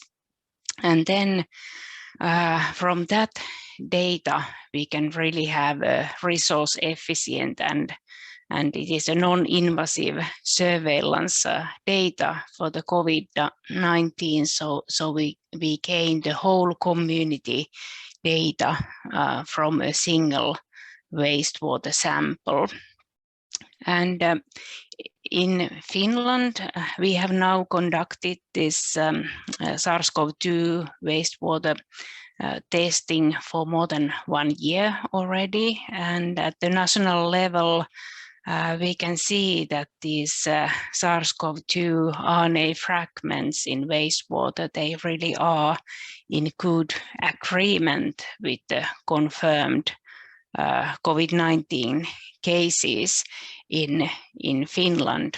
So from this data that I saw in this graph, we can see the actually second wave here, and then the third wave of the pandemic peaks. The green color is the confirmed cases from individual testing, and then this blue line is the every second week taken wastewater sample result, summed up, aggregated to the whole nation level based on the data from 28 wastewater treatment plants covering 60% of the population. So if we go back to the about 1 year earlier than where we are today, so to the autumn 2020, we have here a map of SARS-CoV-2 in wastewater in the sewerage network area in August 2020, where you see green color is a non-detected, yellow color is that it is inclusive, so that it is an uncertain result, maybe there is something, and then red color means that SARS-CoV-2 was detected in the sewerage network area of that specific wastewater treatment plant. And as the autumn progressed in September, October and November 2020, you can see that we have more and more red color in our national wastewater-based SARS-CoV-2 surveillance map. And all this is very much in line with the total number of confirmed COVID-19 cases that we saw in the area of the sewerage network areas. So if we go from that 2020 data to the current monitoring situation, you can see that today the SARS-CoV-2 wastewater map looks quite boring, as we only have red color in our map. So SARS-CoV-2 RNA is detected on every wastewater treatment plant that is included in our national monitoring currently. From the line graph here, you can see the how the total virus RNA copy number has changed over time. So we had a peak in March this year, and then a second peak initiated in early July, and we had a really high peak in the beginning of August this year in the number of SARS-CoV-2 RNA in our wastewaters, and then we were thinking that what could be a reason for this kind of a high peak, as there was not that much of hospitalizations or deaths and so on. So we think that the explanation might be the virus mutations that have a different excretion pattern. So this peak occurred at the same time in wastewater when we had most of our new COVID-19 cases in the patient data. It was a Delta variant has became as a most prevalent virus variant during the time. So this graph that I am showing, this is about the patient data in Finland, and currently we are also developing this sequencing method for the wastewater, that we can see the same virus mutations from the wastewater samples too. But in the management of the COVID-19 pandemic, the local actions are the key. So therefore, we provide the wastewater treatment plant specific data to the local health authorities directly, and we also publish these local data weekly at the THL webpage. So here in this graph, you can see how SARS-CoV-2 RNA numbers in Viinikanlahti wastewater treatment plant in Tampere follow the numbers of new confirmed cases. So the red dots and the red line is the SARS-CoV-2 RNA number in wastewater, and then the blue columns, they are the new COVID-19 cases that have been registered to the National Communicable Disease Register. And here you will actually see a dot that is published tomorrow. So in Tampere, it seems that there's quite a bit of RNA of SARS-CoV-2 in the Viinikanlahti wastewater treatment plant currently. And this same kind of line charts are generated for all wastewater treatment plants that are included in the national monitoring. And here you see Viikinmäki wastewater treatment plant in Helsinki, which is the largest wastewater treatment plant in Finland with a population coverage of 860,000. So as this is a global pandemic and caused by a virus, so the situation might change quite rapidly. So most recently we have changed a bit our view in a way that we are comparing our latest results to the previous week's results. So from here you can see that the total SARS-CoV-2 number in wastewater is decreasing at the moment, but then there are some increases, like here Tampere Viinikanlahti, we can see an increase in the wastewater SARS-CoV-2 copy numbers when we compare this week's sample to the previous week's sample. We see that this SARS-CoV-2 quantity in wastewater is quite important in the months to come, as this testing is independent from the individual testing activity, and it follows quite well the overall and local trends in the COVID-19 incidence. So this wastewater-based surveillance is actually included as a part of national COVID-19 testing strategy too.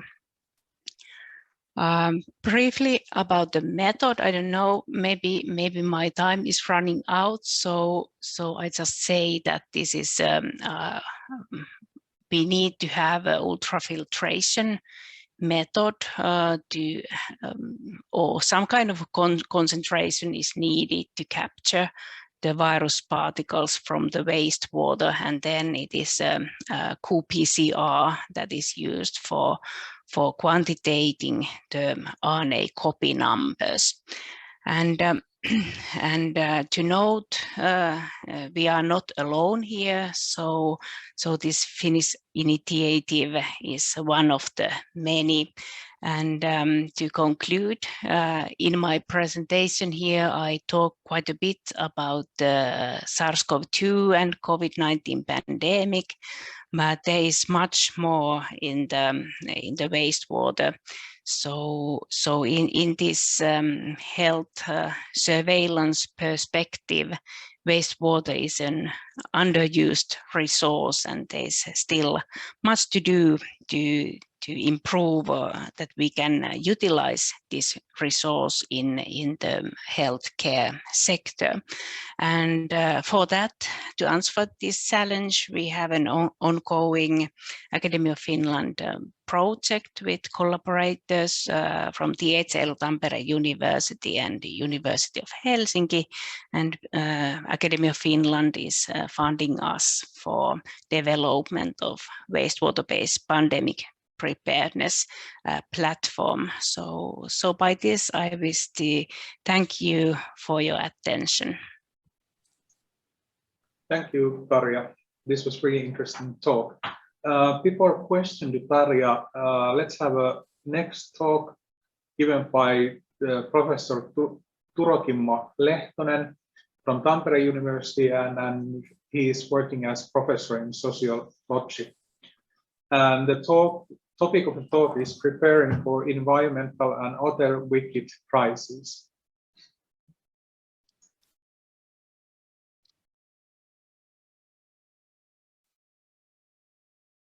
Hello, everybody. Do you see the slides?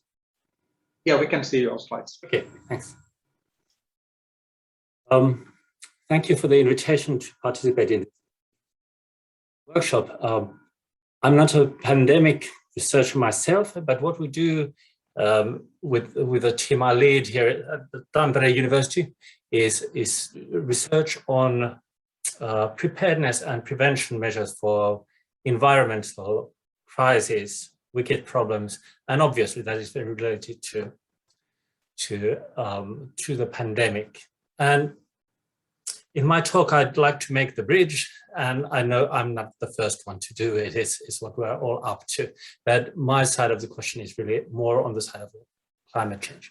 And let me begin by posing a question. What's the size of the pandemic? Size of the pandemic. Pan would mean that pandemic is something that's ubiquitous. But if it is ubiquitous, it's everywhere. The pandemic is in no particular place. There is no particular scale on which to prepare for it, to encounter it, to prevent it. But in practice, the pandemic is encountered on many spatial, temporal, institutional, and juridical scales. Be scaled somewhere. The pandemic can be in me, but the juridical scale, but also the geographical scale. It could be found in the laboratory, and that's a different thing. I experience the pandemic in me. That's definitely not the same thing as knowing about it in the laboratory. Pandemic can be found in the interaction with friends, or it can be suspected to be found there, in the policy documents or in international politics. So in practice, the pandemic comes in multiple guises, multiple scales, multiple places. And this is what makes it wicked.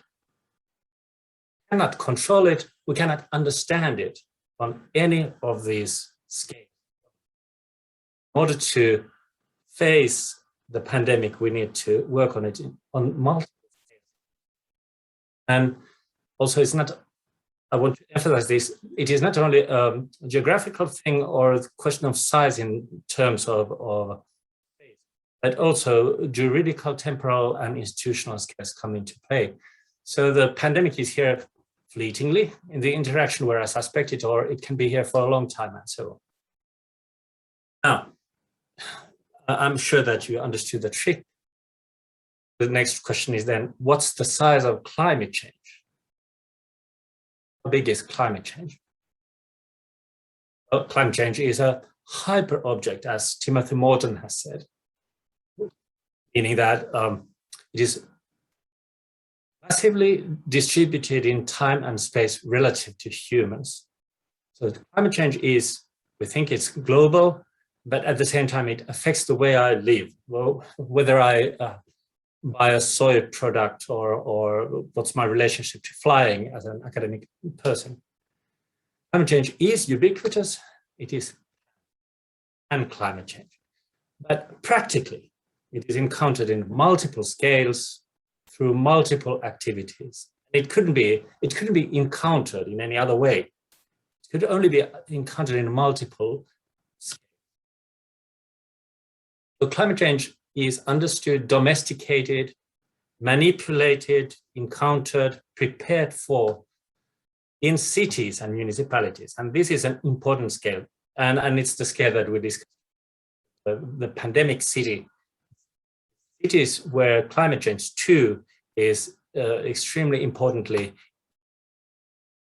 But cities as scales, they work on climate change only through practice in which they are in relation to other scales, the nation state, the citizen, the different temporal scales. And in fact, the claim that I'm making here is that what municipalities and cities are, what they do, they are scalar devices.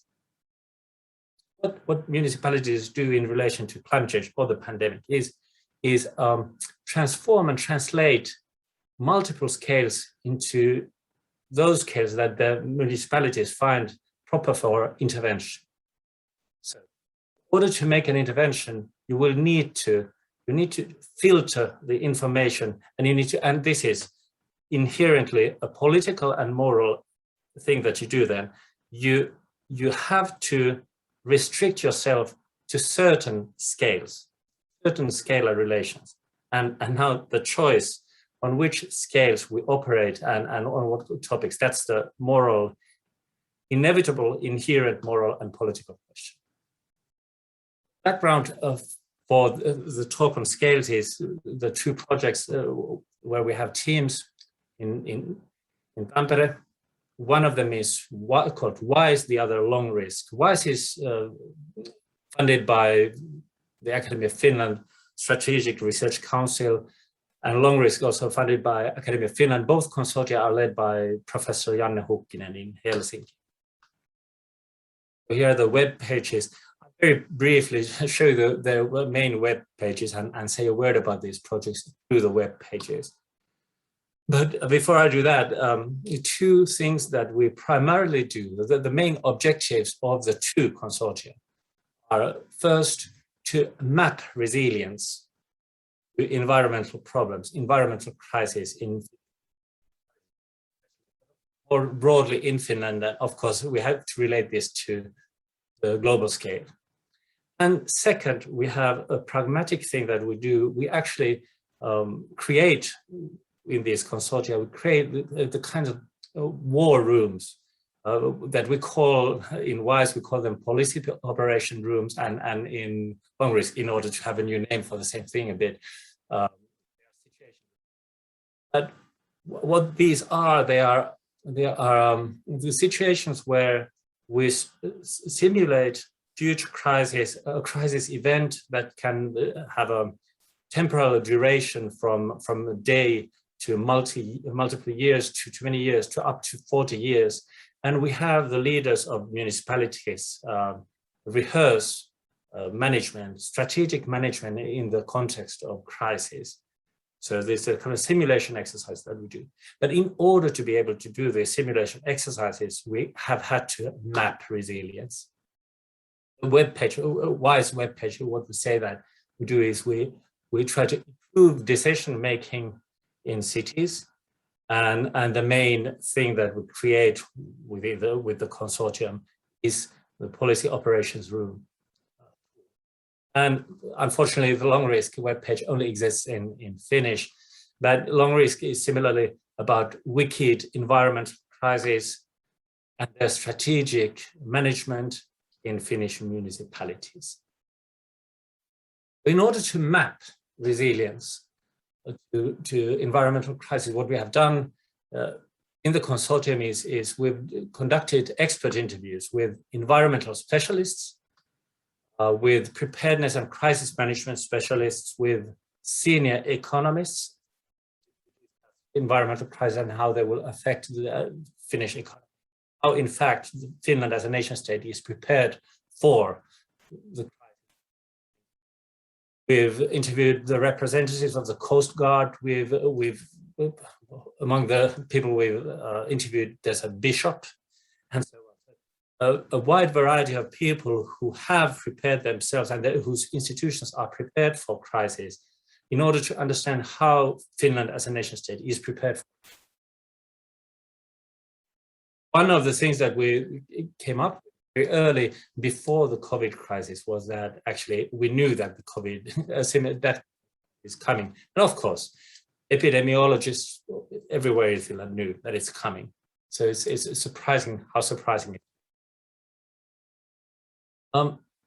So some findings, and this is where I started from, and this is really the main point of my talk.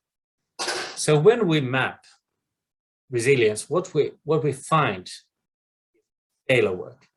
We find the ways in which municipalities relate to the size of climate change. And in order to be prepared and to prevent climate change, municipalities translate it.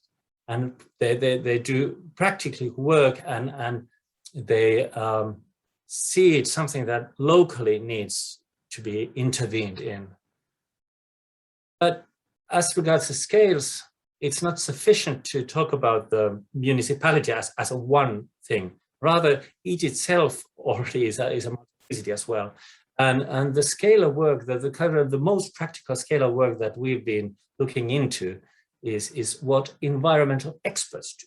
How they translate the information, the global scientific information, the kind of information that they get in seminars, their professional information, the information that they get in the nearby woods, how they translate this information to something that the municipality could take into account.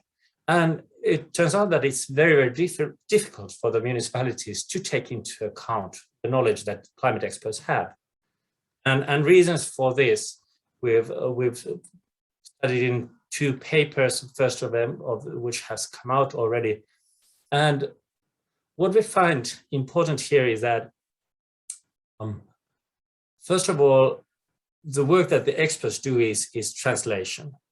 And it's hard work, and it seems that to just briefly and kind of make it simple, the scientific information that they have is not made relevant in the budget tables, budget rooms of the municipalities. Rather, they become relevant in the roadmaps, which is another direction that municipalities can take. But it's not as efficient as it would be if the information would be taken up in the budget tables. And this the knowledge that the experts have is trialed, it's tested all around the organization. And after the tests, after the trials, it comes in new guises. And another aspect of this is studied in the second paper is the multiplicity of temporal rhythms that are relevant.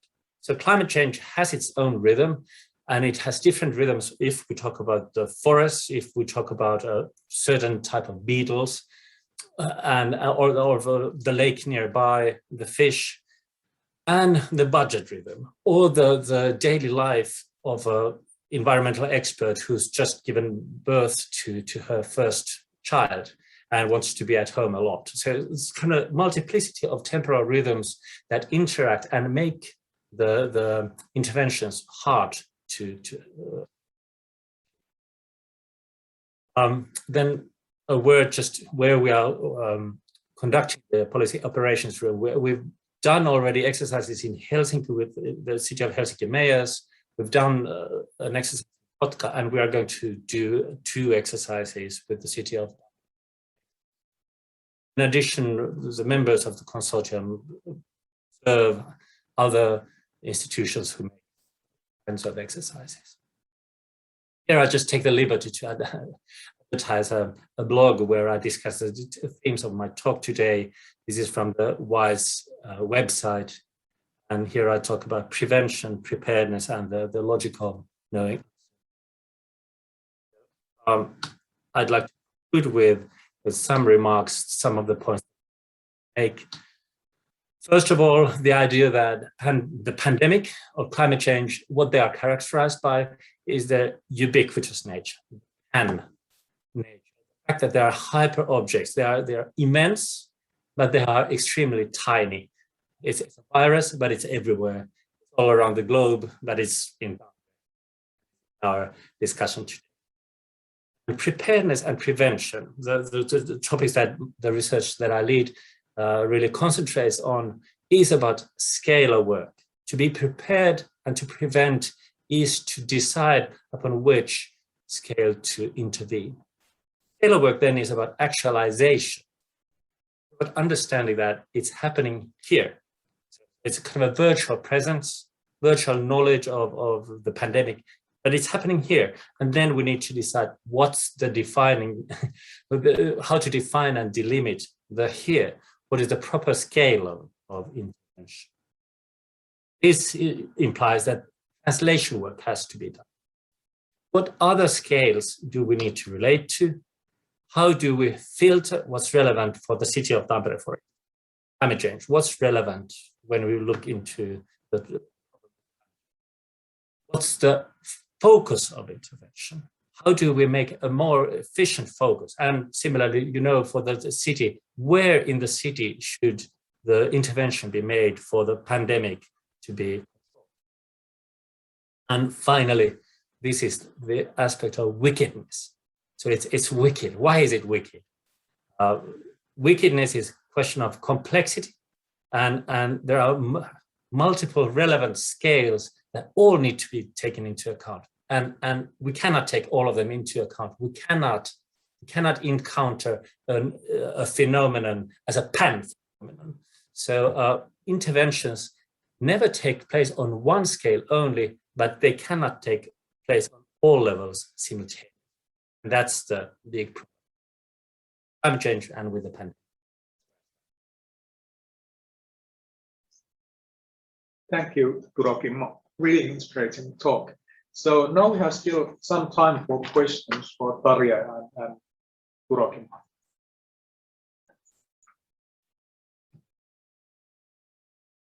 Maybe I can start with one question, because I was thinking that pandemics are really, they are like common thing for all world. Like you can solve the pandemics in a one country. So is there, for example, in Tarja, in this wastewater monitoring, some kind of collaboration between countries? Or? Yeah, thanks, Sami, for the question. And indeed, there is a lot of international collaboration, and I think it is part of the science in any case to exchange ideas and methods. If I remember back what happened in early days of the pandemic, so I saw all of us maybe noticed if in research field that there was a huge change in the openness of the research projects. So we started to publish preprints, and some of them were good quality and some of them not that much. So we needed to also learn how to read these preprints. So they have been there for long, but not really used that much. But now in the early days of the pandemic, they started to be quite important data sources. So I remember in our SARS-CoV-2 wastewater method, we took that from a preprint and later on found out that there was a mistake in a in a preprint. So luckily it was not fatal in terms of the method performance. So we are still using the method with that mistake in one specific detail of it. Thank you, Tarja. Anna Takala had also one question to Tarja. The question is like this. Could you give an example of how wastewater monitoring could be used in health surveillance in other things than COVID? Yeah, we think that it could be used indeed, but as we heard earlier today from Reetta, that it is not that common for the healthcare experts to think in the community level. So we need to really be able to visualize and also give our results in a form that they are usable.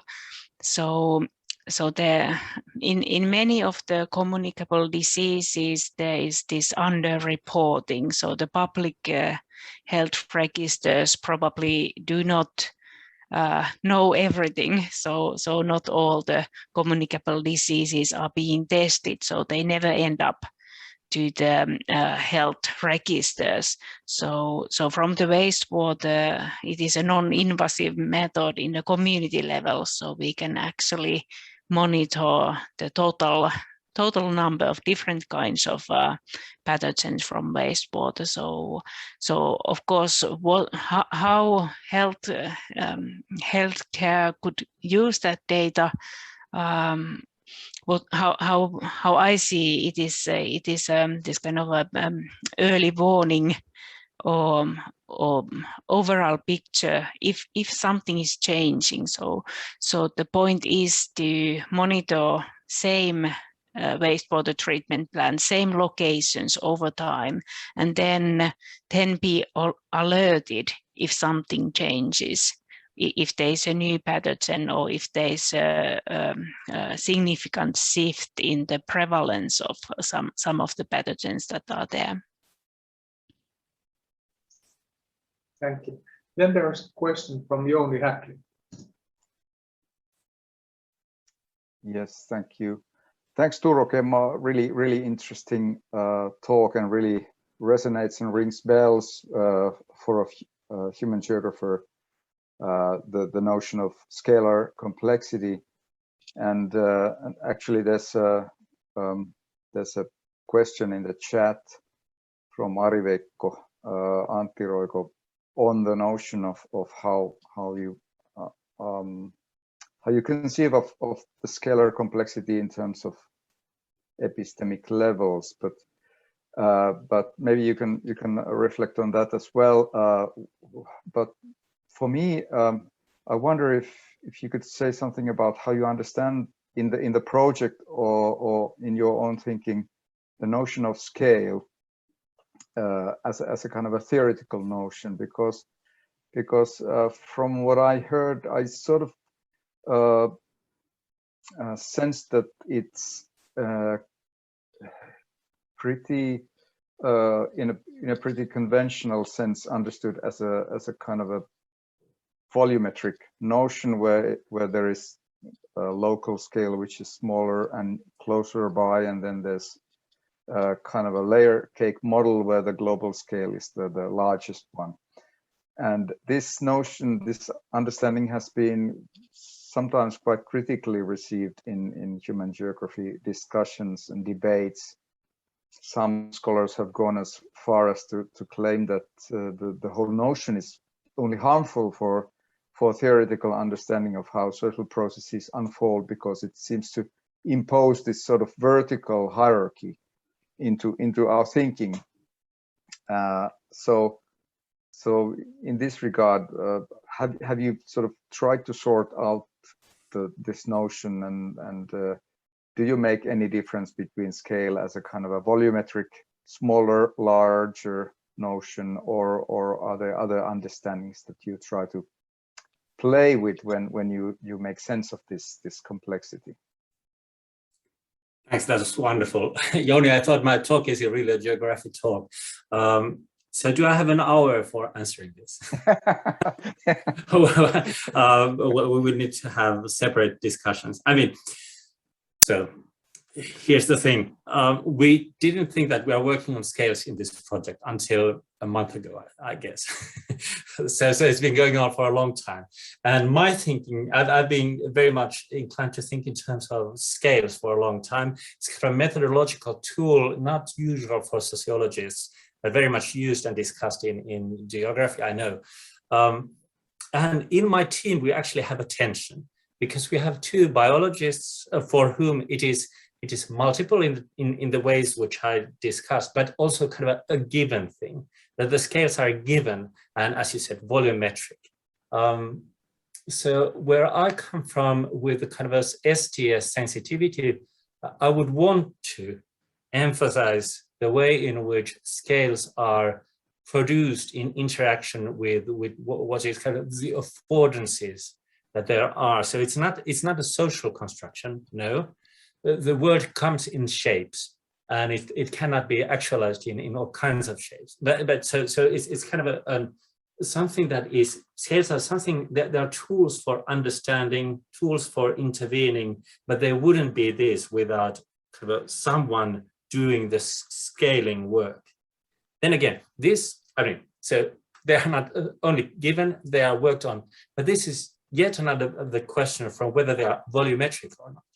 And I would think that maybe they are, but I need to put more effort into doing research on this. And I look forward to discussing this with you, Joni. Absolutely, yeah, we need to do that.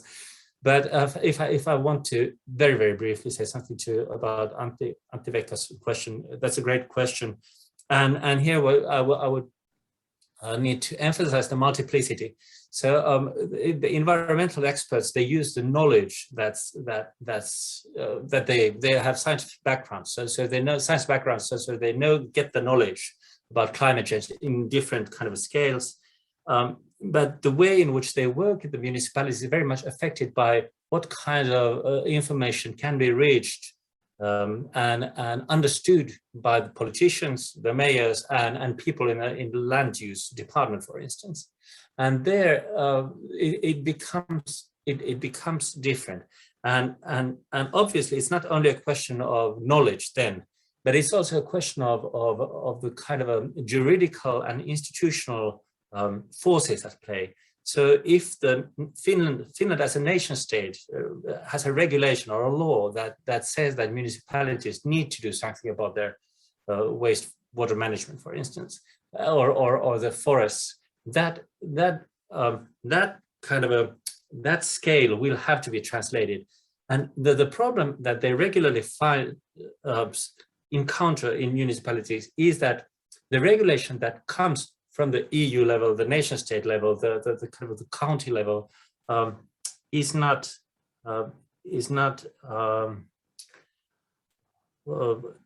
sharp enough for the local circumstance. So they always need to translate. But they are in interaction with multiple scales. I don't know if this answers your epistemic question, but I hope it does, to an extent. Okay. Then we have a last question to Tarja from Colin, and Colin is asking that, do you think that there is an emerging shift in which human waste will come much more central to health monitoring in general? And does it have some kind of also problems in equality, that only the wealthiest groups or cities are monitored? Okay, thank you, Colin, for this this question or this topic that you raised. First of all, it is needed to be mentioned that wastewater-based monitoring is not going to replace the individual testing. So there is always need for the patient treatment and patient care and individual testing, but this wastewater-based surveillance is more like a supplemental information that could be used to provide a community level information. But indeed, as COVID-19 is really showing the inequality between the different parts of the world regarding how the vaccinations are available and so on, there are also these kind of old problems. So the water and sanitation is not available for all. So this wastewater-based surveillance requires that there is a water toilet and that there is working water infrastructure and sanitation infrastructure that wastewater treatment plant can collect this kind of composite samples for the epidemiological purposes. Of course, in these low resource settings too, actually wastewater-based surveillance could be very resource efficient. So if there is no possibility to test every persons with the symptoms, so it is relatively low price to test only one sample from a community. So if there is a sanitation, water-based sanitation, then it could work. But I would not go to the single toilet level. So in that level, there's quite a lot of privacy concerns. Previously and still ongoing, we are, for example, studying also illegal drugs from the wastewaters, and there we have taken a view that we are not going to the very small catchments. So 20,000 people is the limit. So then there are still some privacy left, but have to say that is not the case in all countries in the world. So in many countries, these privacy concerns are not taken so seriously like we do in Finland and many Nordic countries, or in European countries in general. Thank you. Thank you for the speakers. This was really interesting session again. So now we have a break, 50 minutes break, and then we will continue 1:30. Thank you. Hello again, everyone. I hope you had the time to grab a lunch and you are back online with us now. We are continuing the Pandemic City seminar. And next we have our keynote speaker, Colin Mcfurlane, who is a professor of urban geography at Durham University, UK. And his recent work has been focusing on the politics of urban life, particularly in relation to density, infrastructure, everyday life, and equality issues. And today, Colin's title is The Crowd and COVID-19, Spectacle, Politics and Value in the UK. So for the next hour or so, the floor is yours, Colin. Welcome. Thank you very much, and thank you to you and all the organisers for putting this together. It's been really interesting so far, and I'm learning quite a lot from it, so thank you for that. So I'm going to share my screen, and hopefully this works okay. See? So if you can tell me if you can see that. You can, great. Yes, we can. Okay, so if I just full screen, where's screen? Yeah, okay. Great, okay, so I'll get talking. I'll put my video off so that you're looking at the slides and so not at me. Okay, so what I want to talk about today is some research that I've been doing with colleagues here in Durham University. I'm based in the geography department at Durham University in Northeast England. And the work that we've been doing lately is trying to figure out how COVID-19 is impacting density. And by density, I have in mind different kinds of density. So density in the home in terms of overcrowding, overcrowded homes, density in the neighbourhoods, density on the move. So we might think about travel, congestion, public transport and so on, density in public space. So different manifestations of density. And the starting point is to say that density really is pivotal to the whole idea of the city. That in some ways, without density, it's difficult to imagine having a city. Cities are, to some extent at least, defined by density. And within that, a particular manifestation of density is the idea of the crowd. And crowds are obviously pivotal to the whole history of urban life, urban living, and urban change. And I want to focus in particular on the crowd as a particular manifestation of density. So the outline then for what I want to say is that is to raise some questions really about the short and long-term consequences for urban space and politics that emerge from this encounter between the COVID-19 pandemic and urban densities, especially through this idea of the crowd. And there's two sort of aspects to this that I want to raise and hopefully add to the discussion we're all having here. One is around urban liberalism, so what we might broadly think of, and it's in some ways maybe not the best term, but what we might broadly think of as the balance between control, for example, by the states or by the police or by other regulatory authorities, and autonomy, so individual freedom, collective freedom to express and act as you wish in the city, right? So that balance between control and autonomy, which I'm shorthanding for the moment as urban liberalism, and I'm sort of gesturing here to some of Patrick Joyce's work. Some of you may know his historical analysis of urban liberalism in the UK. And secondly, I'm interested in this question of value, and really to ask the question of how the pandemic, in its encounter with densities and crowds, has prompted a new debate.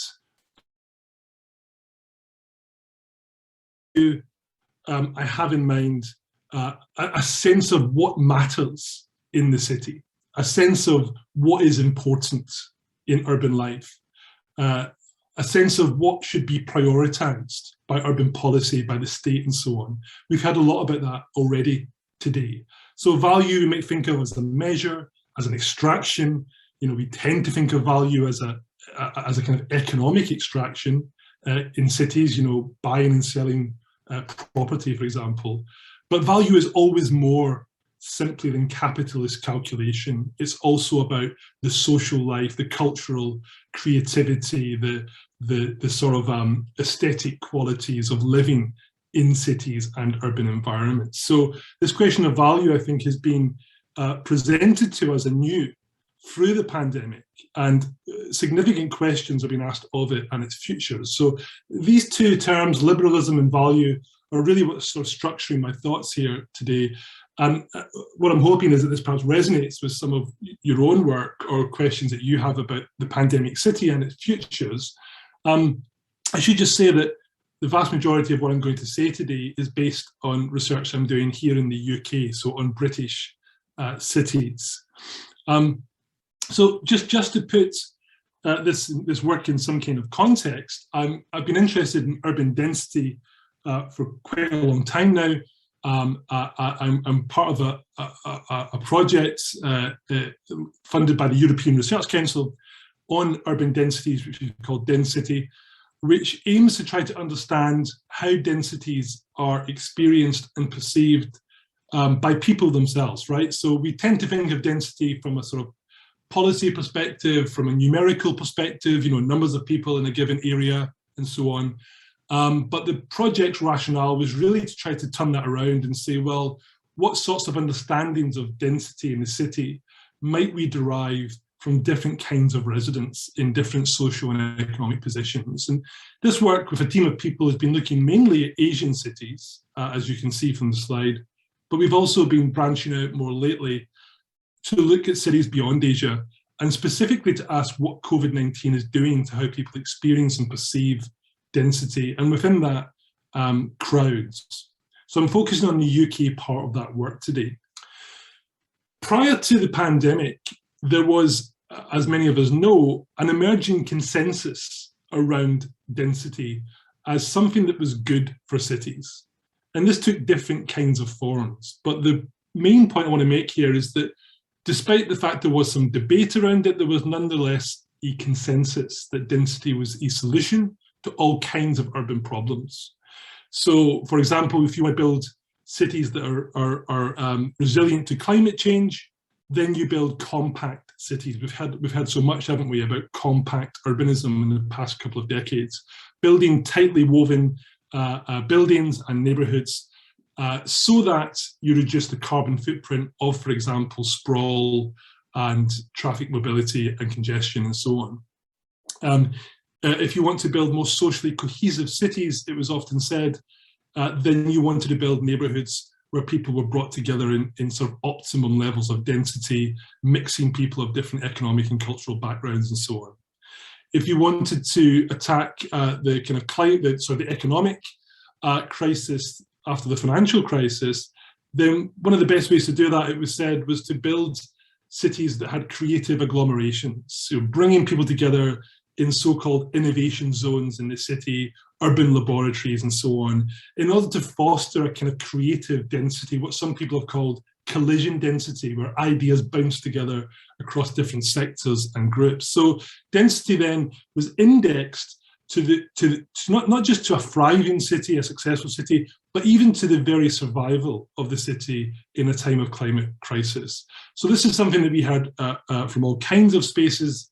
In a sense, density was positioned at the middle of a network of issues that connected housing, economy, environment, infrastructure and services and so on, a solution to all kinds of problems. That was, of course, until COVID-19 came along and the virus upturned all of that, at least for a while. What we've found in the initial, of course, what we all saw in the initial stages last winter and spring 2020 was a kind of anti-density politics, a sort of necessary withdrawal from urban densities. So there was a sense here, of course, through lockdowns, that at all costs, what we must avoid is crowded situations in the city, whether it's in the neighbourhood or in public transport or in parks or squares or wherever in the city. So this, to some extent, this thinking was epitomised, this shift from a sort of pro-density consensus to an anti-density response to COVID in the figure of Andrew Cuomo, the governor, now former governor of New York, who at the start of the pandemic had a very high profile role, not just in the States, but internationally, linking density to COVID. And what was striking about his comments at the time, I think, was that not only was he linking density to particular kinds of geographies of COVID, people touching park benches or grocery counters. He went on to talk about the subway in New York as well. But he also went on to talk about the city as an idea. You just picture the city in daily life, he said. So the very notion, almost a kind of metaphysical problematic of the city, the very notion of being thrown together in the city was seen as a problem. And so density itself, the city as a kind of density producing machine, was indexed to the very notion of the pandemic. It's a very powerful idea. Of course, as time went by, this all changed. One of the things that became quickly apparent was that very dense big cities were managing the pandemic well in some parts of the world, especially in Asia. So we know, for example, cities like Taipei, Singapore, Hong Kong have generally speaking managed to cope with high densities. What this indicated was that other factors are more important than density itself.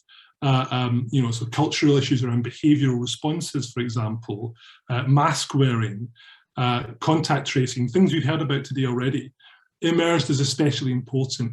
And in some places, density might even have helped the management of the pandemic. So that was one of the first critiques of the notion that what we had to do was avoid densities. But perhaps more importantly, in many Western cities in Europe and North America, was a growing awareness that it wasn't really density in general that was to blame for infection rates. In fact, if anything, density played a small role, if any role, in infection levels in cities.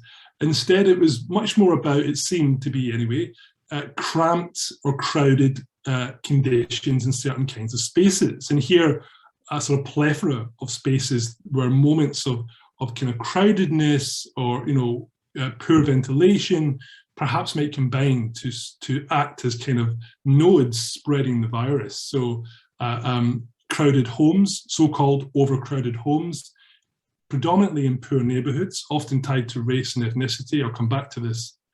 Workplaces. So Singapore, as I mentioned, was seen as a success story, is seen as a success story in many ways with COVID, but there were outbreaks in migrant worker dormitories where South Asian migrants in particular are living in very close proximities, often sharing spaces together and so on. In the UK, the first lockdown after the major national lockdown, the first local lockdown, was in Leicester, where there was an outbreak amongst some garment factories where workers were being forced into very close proximities in the assembly of garments. In the hospitality industry, of course, more and more research, for example, coming out of the US during the summer of last year, showing that air-conditioned restaurants weren't necessarily well ventilated, were circulating COVID at high rates. Care homes, of course, especially crowded and busy, overpopulated, so-called overpopulated care homes, and prisons. Some of the densest spaces in the urban world are prisons, and outbreaks there as well because of the nature of interaction and mixing at certain times of day in prisons. So a growing awareness then that it wasn't the city out there in general, but specific indoor spaces that were a concern, and specific moments of crowdedness that might exacerbate infection levels. This was at least some of the hypotheses that were being thrown around, and there was emerging research suggesting some truth to some of these claims.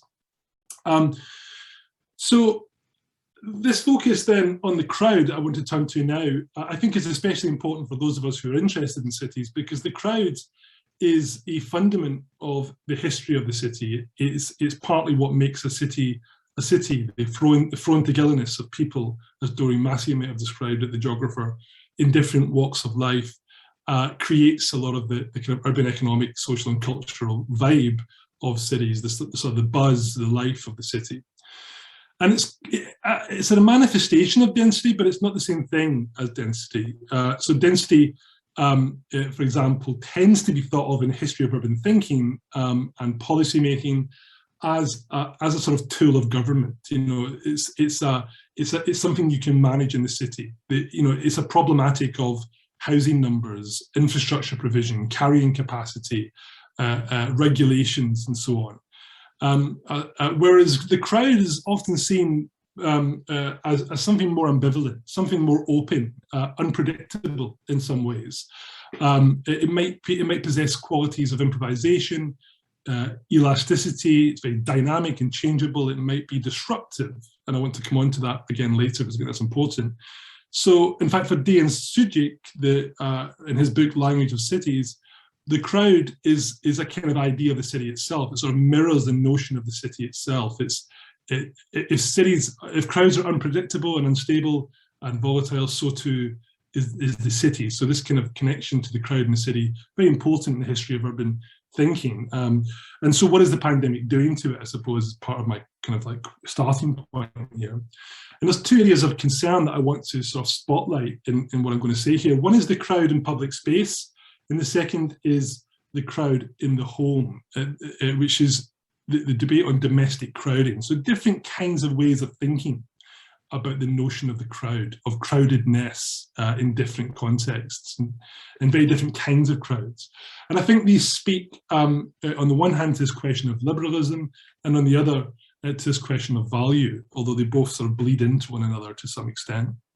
So the crowd in public space then, and I'll move through this fairly quickly. So I'm going to draw a little bit on research that I've been doing here in the UK with colleagues in Durham. But one of the kind of interesting things about many of the city plans from managing the outbreak of COVID-19 over the last 18 months is that the outbreak plans, if you read the municipal and city plans, they quite often don't mention density or crowds at all. And this is mainly because these documents, these plans, are supposed to design out crowds. They're supposed to provide conditions in cities that prevent crowds and densities from happening. So they have one-way systems, they have all kinds of plans in place for restrictions at different venues and so on. Of course, what tends to happen, however, is that in practice, cities always exceed and subvert the rules. And this is really the problem of liberalism that I mentioned earlier. And so what the crowd does is, in a crisis situation like COVID, is it rebalances and disrupts the balance of urban liberalism.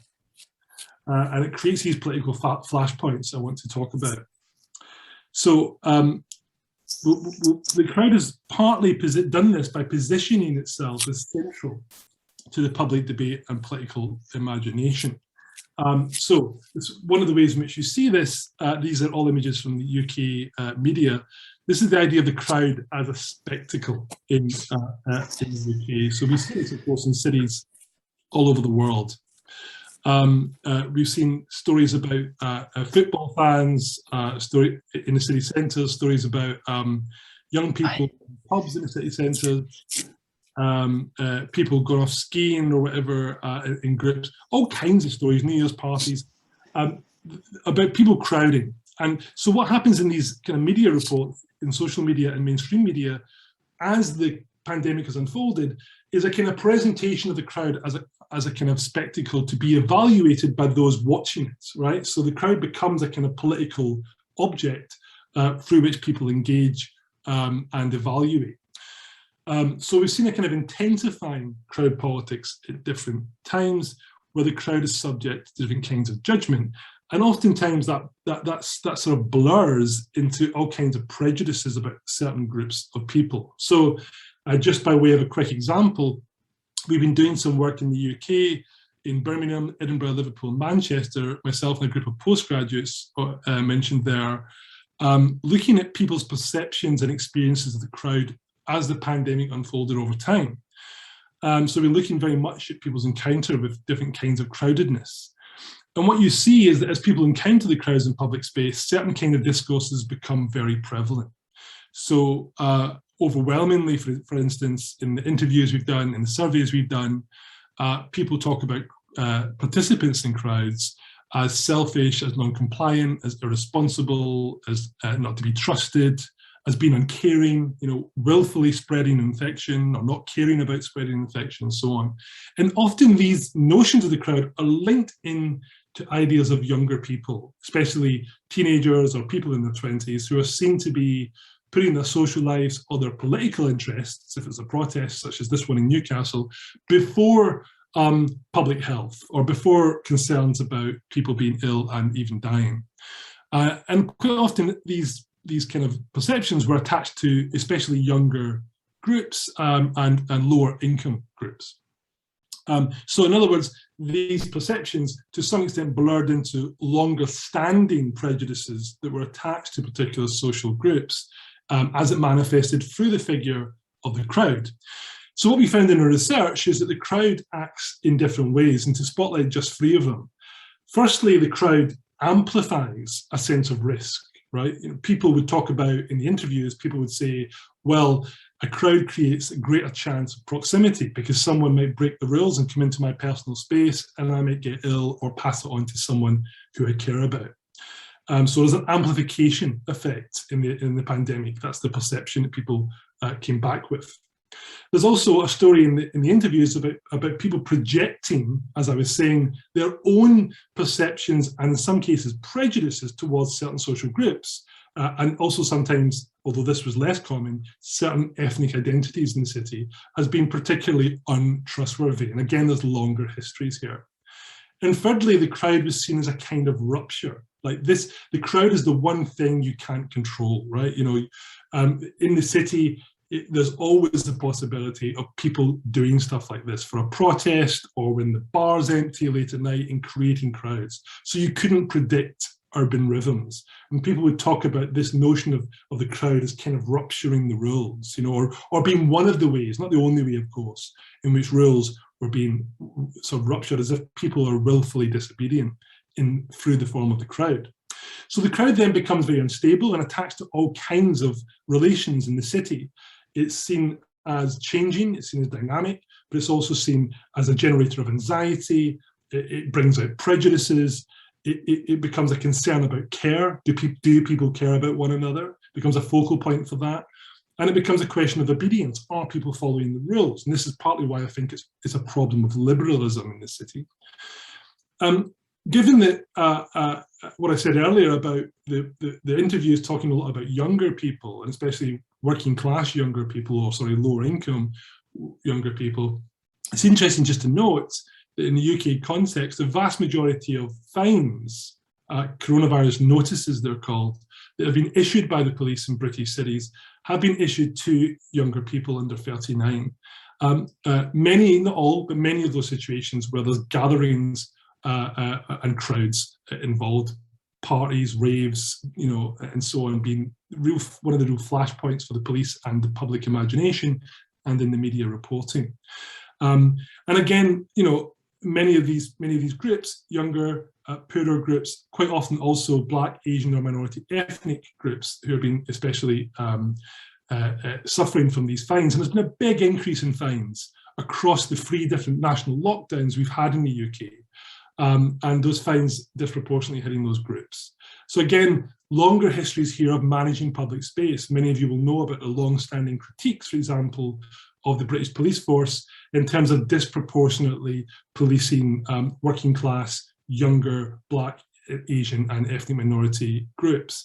So these kinds of histories are playing out, catalysed, intensified in a kind of crowd politics in the present. This comes to a head really in relation to the notion of the political crowd.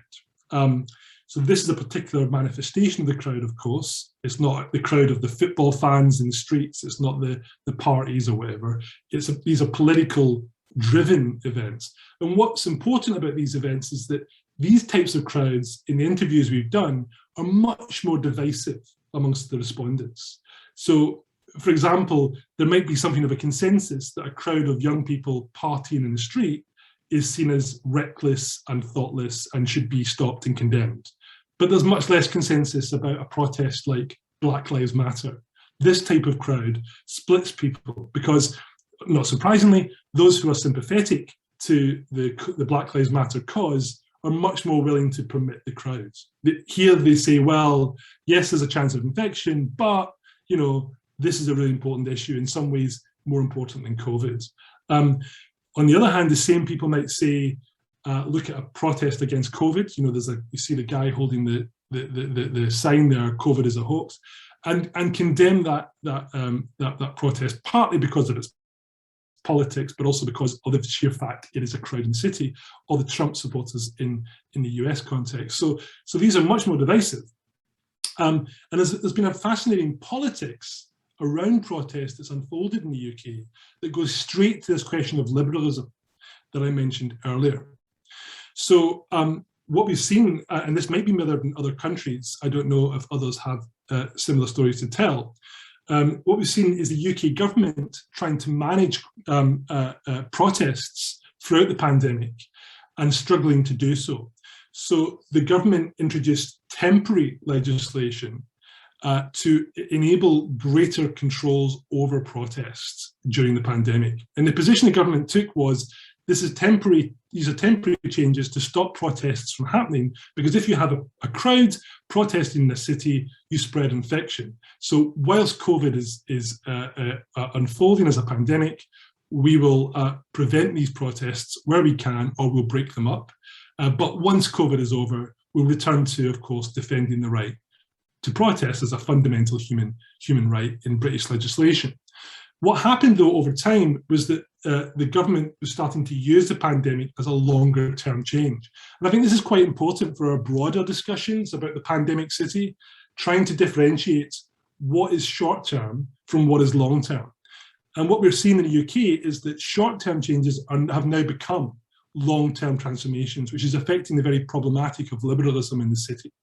So the piece of legislation that's important here is the Police Crime Sentencing and Courts Bill, which went through the House of Commons and passed in 2001 in July, a few months ago.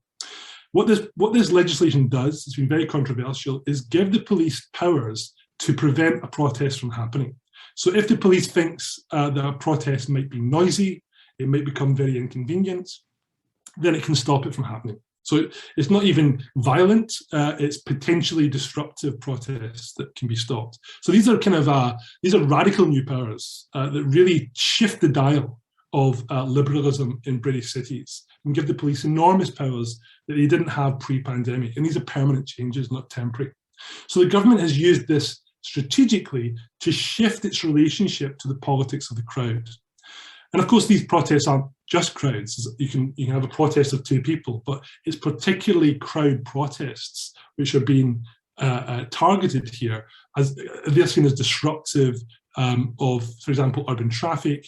The noise they make is consistently referred to in the legislation. So the Conservative government then, of course, doesn't describe these as crowds. It describes them as mobs in the UK. And this term mobs is a particular ideological construct of the notion of the crowd and has been repeated throughout history as an idea to dismiss crowds as mindless and violent. So particular activists, Black Lives Matter, Extinction Rebellion, were singled out in this kind of mob type construction that the government positioned to defend its legislation. Very controversial. The Joint Committee on Human Rights, for example, in the Parliament here, said this was a fundamental attack on the right to protest, that it went to the essence of British democracy, and it allows police powers which are wrong. So this then is, a very important, long-lasting question for the future of the post-pandemic city. Just one example of this very quickly. In March this year, there was a terrible tragedy of a young woman who was killed actually by a police officer in London. And some of you may be aware of this case, Sarah Everard. And as this legislation was being discussed, at the time it hadn't passed, the government was becoming involved in the debate about protests and vigils around Sarah Everard's death. Now, so what happened was, there was a particular flashpoint here where in London, at Clapham Common, a group of women got together to hold a peaceful vigil with candles and to kind of peacefully remember Sarah Everard and to think about violence against women in cities like London. The police did not give permission for this vigil to go ahead because of the pandemic. They said that there was a public health concern that outweighed the right to gather politically. And then the police claimed that this vigil became loud, that people were whipping it up into a crowd, that it formed a hostile crowd. And so the police intervened and broke up the vigil, arrested many women. It got quite aggressive and violent. And it was a national story here for a week or so. Subsequently, women who were involved talked about how they weren't acting in a hostile way. And what was quite interesting was that there was one woman in particular who said, we were acting as a group, not a crowd. So here she was quite deliberately gesturing to this longer history of depicting the crowd as potentially violent and unruly by saying that she was a group. And of course, a group has this connotation of being ordered and organised and thoughtful in a way that crowds haven't been. At least that's the historical depiction and the ideologies around them. in June 2021, a parliamentary inquiry found that the police did indeed breach fundamental rights to protest. So we have been going back and forth in Britain around the question of control versus autonomy when it comes to protest, and the very right to protest is at stake here. But what this gets to, where this emerges most powerfully, is in our cities, because that's where crowds are more regularly formed in relation to different kinds of protests. And what's fascinating for me here is that different notions of the crowd, the mob, the vigil, the group, are entered into the constitution of this as a political problem for urban liberalism. So larger issues here. This is just one quote I want to end this example with. This is a quote from a police officer, a very senior police officer in Manchester, who's responsible for managing compliance to COVID rules with a group of others in Manchester City Council, Greater Manchester Council. And he was talking to us about this problematic of trying to manage a vigil. And in this quote, he basically says, I'm quite sympathetic to the Met, that's the Metropolitan Police in London. I feel they've been a bit unfairly criticised, he goes on to talk about. But he also said, we have vigils here, a peaceful vigil with candlelight, and we've let them happen. But then he goes on to say, but then when it becomes a protest, you have to break it up, because even though we have human rights legislation that makes the right to protest a fundamental human right in Britain, the right to life outweighs those rights, so you can break it up. So the police are being placed in these very ambivalent positions themselves, having to make these judgments about where crowds are permissible or not permissible. So, of course, there's a much longer history here about crowds. There's a long history, a large literature in psychology about the history of the crowd in the city. There's a large literature in sociology about the history of the crowd in the city. And what that history quite often shows is a history of apprehension about how to manage the crowd. So precisely because the crowd is ambivalent, precisely because it isn't as malleable and manageable as other kinds of density in the city, it creates a political problem for those in power, and it always has done. And it gets to the very heart of what's permissible in the city, what kinds of activities are tolerable in a city. And what's happened in the pandemic is that this long history of fear of the crowds as a source of disruption is being channeled and catalyzed by the COVID pandemic into a new settlement of urban liberalism, one which arguably reduces the scope to politicize the city or politicize really anything in British cities. And again, the British government has been trying to do this for generations. 20 years ago, for example, there was a debate some of you might be aware of around the idea of kettling. This is where the police effectively block protesters into a group and keep them there sometimes for hours upon end without access to toilets or water. So there's a longer history of crowd control, which is also forged into these current debates. Okay, so that first question, that first set of examples around the crowd then, is really to raise the question about urban liberalism. Are we seeing a large-scale permanent shift in some countries and cities where the new political settlement reduces the capacity for freedom in the city, in the figure of the crowd? Okay. The second form of crowd comes from a very different type of crowding, which is overcrowding. But this, I think, is equally fundamental to the kind of future of the urban question. And this has also been part of our research in the UK. And I'm going to talk about this in a bit less detail and a bit more briefly. Now, by overcrowded, it's interesting that a lot of the mainstream media, and I'm sure it's true to some extent in other cities that you guys know, but in the UK, there's been this endless kind of talk about commuting and working from home. And of course, a lot of this is white collar, middle class work. A lot of working class, lower income work is not being able to be done at home. So there's a class politics to this for sure. But stories, for example, of London losing about 1 million people over the course of the last 16 months who've moved out of London to smaller towns and rural areas. Not always wealthy people, but mainly wealthy people buying bigger houses and working from home. And one of the reasons given of course, being that actually these cities are overcrowded. And who wants to live in a city that's overcrowded during a pandemic, or perhaps when there's another pandemic somewhere down the road? So a kind of re-valuation, if you like, of urban life, where people were, certain types of people were escaping. And of course, stories about the commuter belt being extended. So people quite happily now commuting for 2 hours rather than half an hour, because they only have to do it twice a week. And so moving to, you know, more rural settings, literally heading for the hills to avoid the crowds of the city. So we know this story, and again, it has a longer history. And it's caught up with a whole sort of network of changes, isn't it? Where we're seeing sort of the de-densification of some city centres and the re-densification of peripheral parts of cities or rural areas, where COVID-19 is really driving a lot of those changes, but, you know, long-standing changes that were to some extent being accelerated by the pandemic.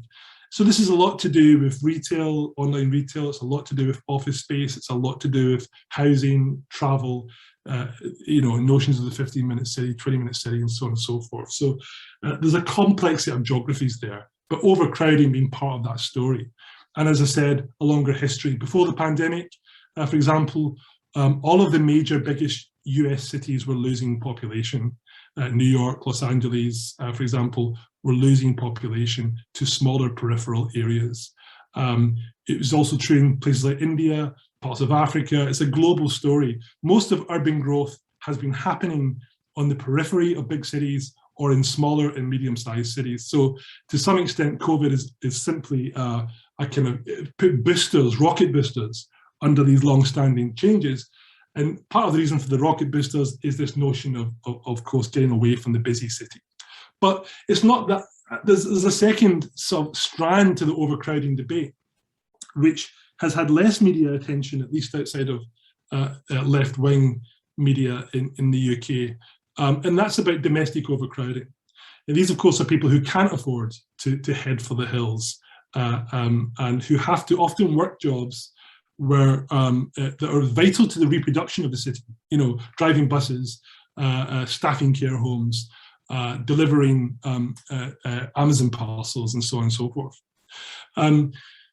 And what's powerful about this is that a story emerged during the pandemic of overcrowded homes, so-called overcrowded homes, where you have multi-generational families living in quite small housing units. So this is partly a story of the housing crisis over the past 20 years.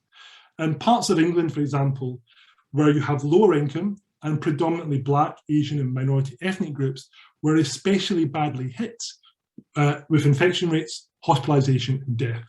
And more research emerged throughout the pandemic, showing that it was partly to do with overcrowded homes, where you have the combination of people going to work, having to work outside the house, not being able to work at home, and bringing COVID home, and sharing it across large family groupings, that then also share it across the local community, because you have quite densely packed communities. So here, density seems to play some kind of role, although exactly how important it is vis-a-vis working away from home, for example, is difficult to know for sure.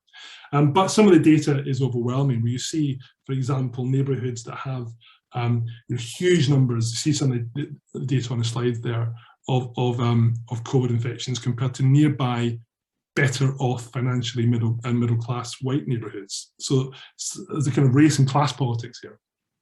And a growing evidence base around this, government reports, media reports, research papers, showing that crowded homes is driving a lot of the infection rates in some places, especially in places where people are having to work outside of the house.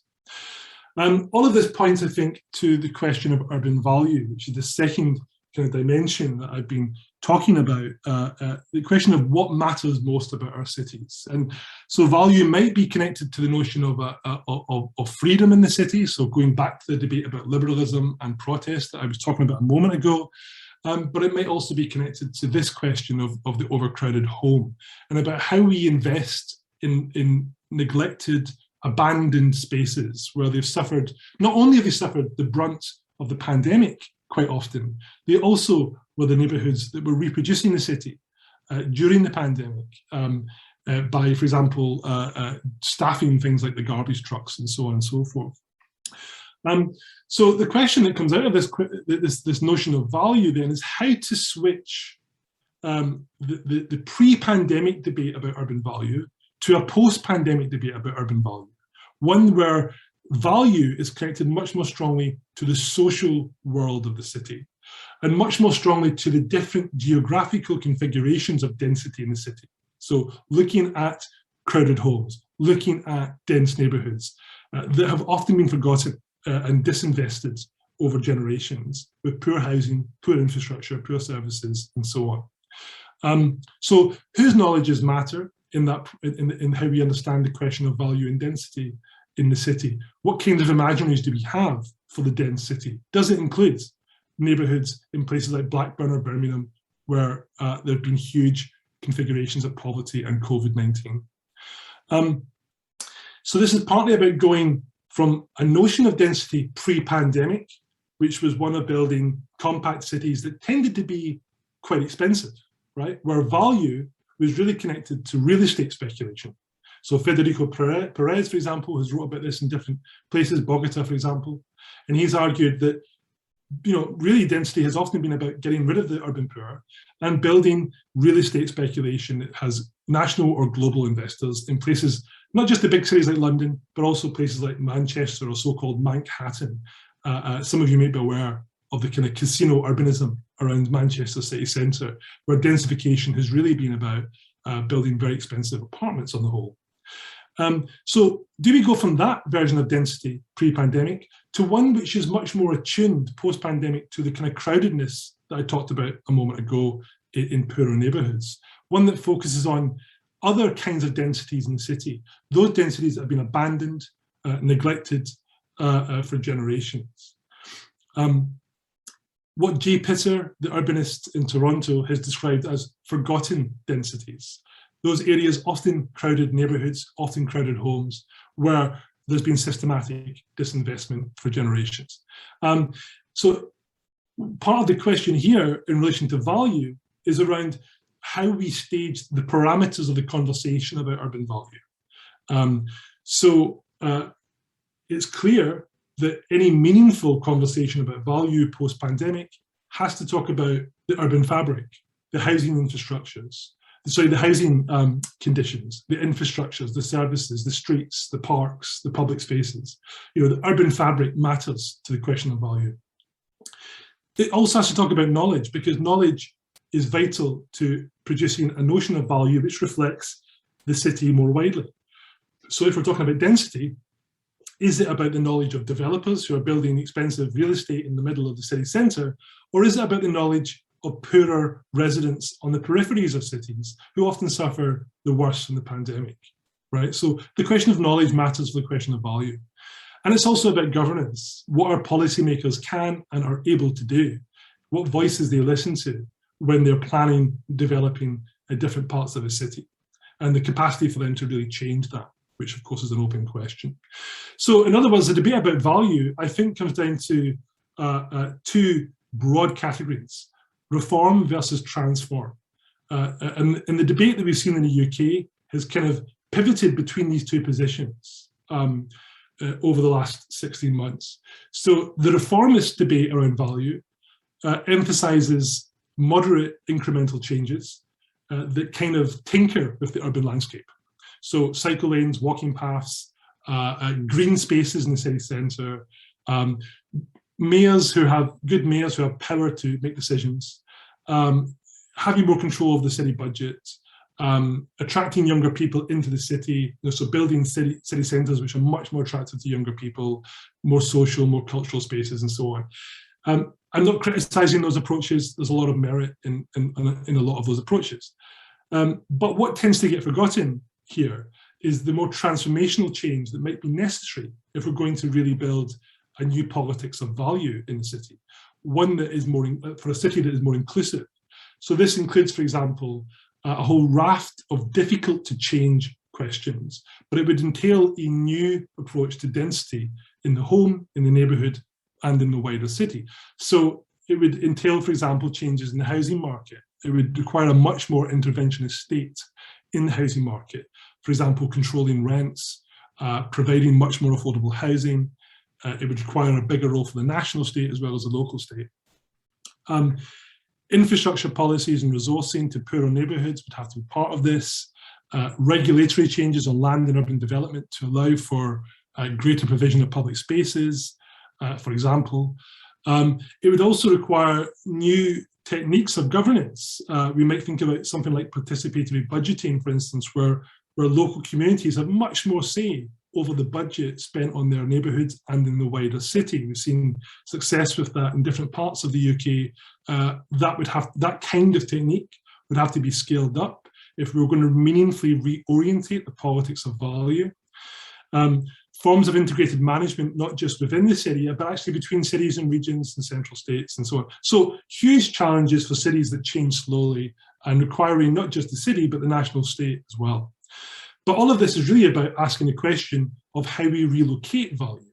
Do we build from a pre-pandemic preoccupation with speculative profit around housing densities and commercial densities, mainly but not only in the centre of the city, towards more inclusive social economies post-pandemic that look much more strongly at urban peripheries and poorer neighbourhoods dotted throughout the city?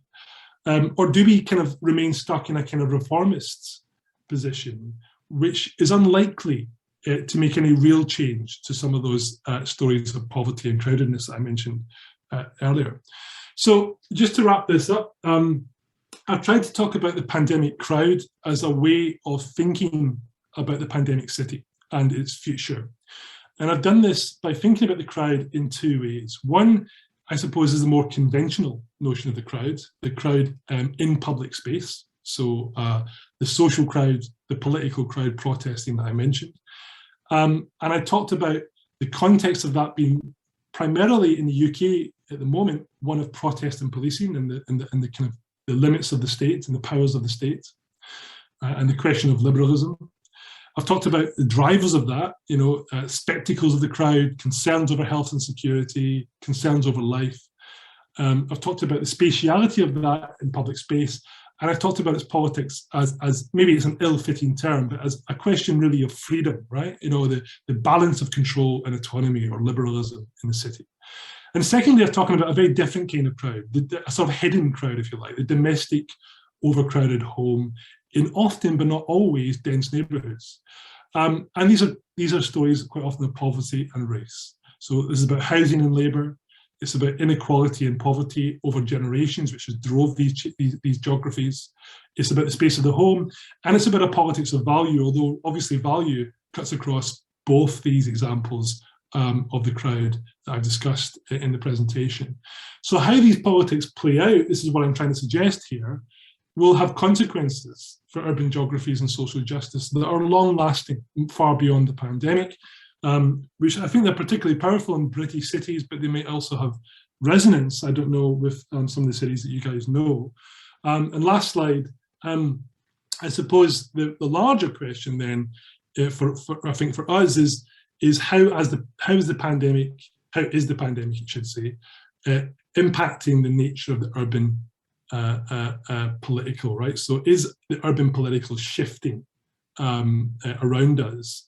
And what are the longer term consequences? Not just the short term consequences, but what are the longer term consequences? What kinds of openings might there be? What kinds of futures? What is the role of the state in that? The state in the UK is really changing quite quickly. And how is that being contested and reshaped? Are we looking at a different kind of urban liberalism in the future, or is this just a temporary thing? Is a new politics of value emerging? And is that politics of value really going to help us make some of the changes that need to be made to build more socially inclusive, healthy, thriving cities in the UK and beyond? So I'll just leave it there. Thank you for your attention. I'm looking forward to our discussion. Thank you. Thank you, Colin. That was really inspirational talk. I'm overwhelmed all the issues that you went through there. Maybe I should mention once more that the person speaking here is Helena Leino and not Alisa Vantin, and I'm just doing this from Alisa's computer. So my name is Helena Leino, So we have now time for questions and comments and discussion based on what Colin just presented us. So please join us. Maybe I just take the advantage of presenting first comment or question. There were several really important issues that you were discussing, but maybe if I start from the maybe latter part of your presentation, as you said that the knowledge matters and the knowledge production practices, I think, matter when we think that whose voices the politicians listen to, then we really need to focus on the knowledge production practices and how the knowledge of citizens and residents who is listening to them and in what ways. And we here in Tampere, we have made this kind of action research on knowledge brokering practices between different actor groups in cases of urban infill. And what we have noticed that the knowledge that the local residents have, it's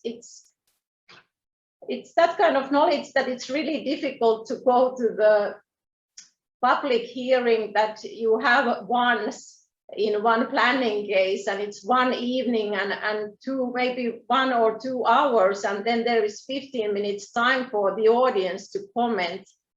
And that is not enough when we are thinking about transmitting the knowledge of the residents and their concerns related to urban planning. There needs to be other methods and tools gathering that, and then again transforming or translating that knowledge so that it can be taken into the plans and into the planners' tables and taking into the political discussions. That's maybe the first comment. I'll let you comment on that. Okay, thank you, Helena. That's really helpful, interesting. I mean, I think that I think it's a huge question. I mean, to some extent, it's a question that has been sort of, I'm sure for all of us, has been with me since I got interested in cities. You know, how do you build a kind of more democratic urban polis, which is, you know, genuinely based on listening and learning across different groups. And I've always been interested in the idea of the urban forum and trying to kind of set up kind of institutional arrangements through which policy has to engage with civil society groups, for example, NGOs, community-based organizations, as a matter of course in their work. And I've also been interested, as I mentioned, in techniques like participatory budgeting. I mean, I'm from Glasgow, and I have a good friend of mine works very closely on participatory budgeting at the Scottish Government. And what's really been remarkable over the last decade is seeing the Scottish Government embrace the idea of participatory budgeting, not fully, but in a way which really genuinely has drawn on quite often very poor, neglected neighbourhoods into the policy framework. So you have parts of Glasgow neighbourhoods that are now involved in debates around budgeting decisions that goes over weeks and months, right? So multiple meetings and forums at different levels, street level, neighbourhood level, and it then feeds in to local council meetings, and there has to be a report by the council which talks about how they're going to respond. So decision making remains with the state, but there's a much more transparent process there, and a much more kind of engaging process. So that kind of combination of a forum with particular types of institutional frameworks, I think, is very interesting and has a lot of potential.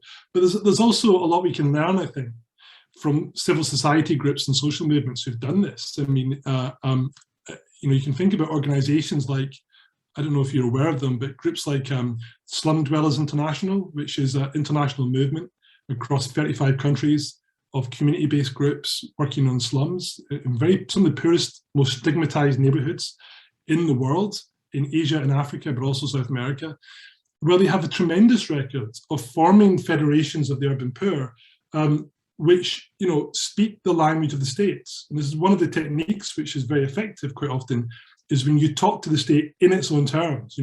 So they produce data that the state has to engage with, data about the number of infrastructure, housing conditions, mapping inequalities, data on foods, all that kind of stuff. And they bring it to the local government and they try to, exercise change. And they call this a politics of patience, because it takes time. It can't be done in a meeting one evening. It takes, months and sometimes years to shift the dial.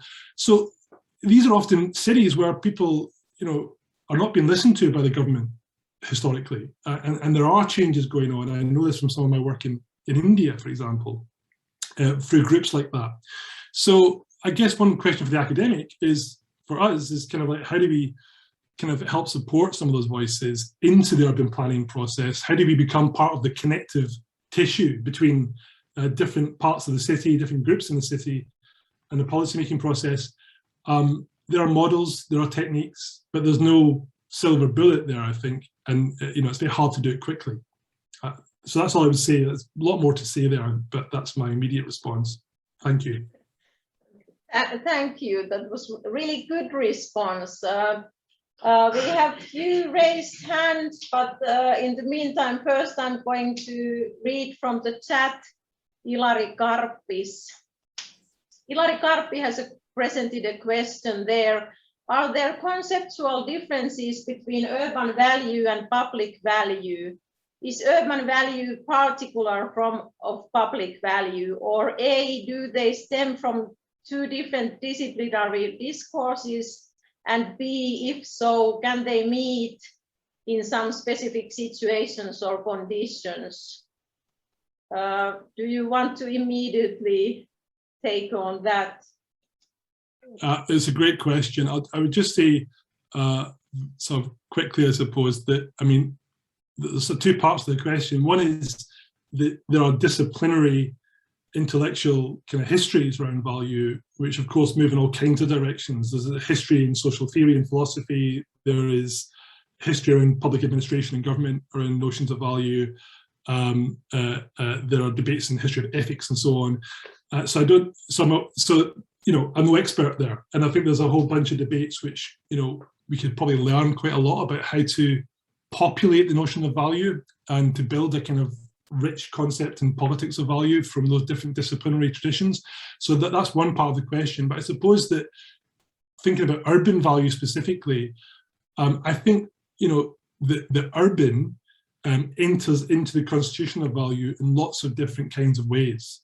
So a moment ago, I was just talking about civil society groups like Slum Dwellers International producing knowledge about their own neighbourhoods and using that as a kind of currency, as a kind of political currency with the state. That's a story of value, urban value, where a sort of poor, marginalised urban environment and group of residents and activists force their knowledge into the centre of the public debate. And that seems to me one manifestation of a specifically urban value, which is resolutely social and resolutely about inequality and poverty. But there's, the urban also can get used, for example, in a very extractive way. So, this is partly what I was saying about how density has been managed in the UK, for instance, pre-pandemic, is that it was increasingly about building very expensive compact urbanisms. So yes, we can all support compact urbanism because it's good for the environment, usually, not always. It builds vibrant communities of close proximities. But when it's expensive to the point where even middle classes can't afford it in parts of London or Manchester or Glasgow or Edinburgh, as that was increasingly the case pre-pandemic, then that's a form of value which is very private.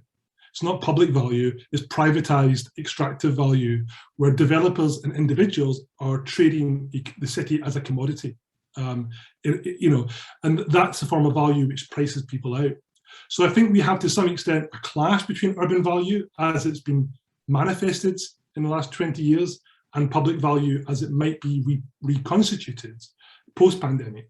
So I suppose it's one answer is to try to bring public value more squarely into the political and public debate about urban value in terms of how we build our cities from here. Good.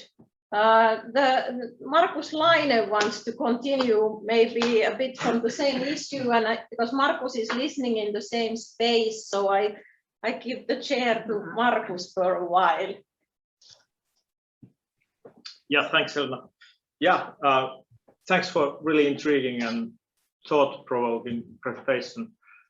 We have worked with urban infill and densification here in Tampere, and many questions that you raised are also familiar here.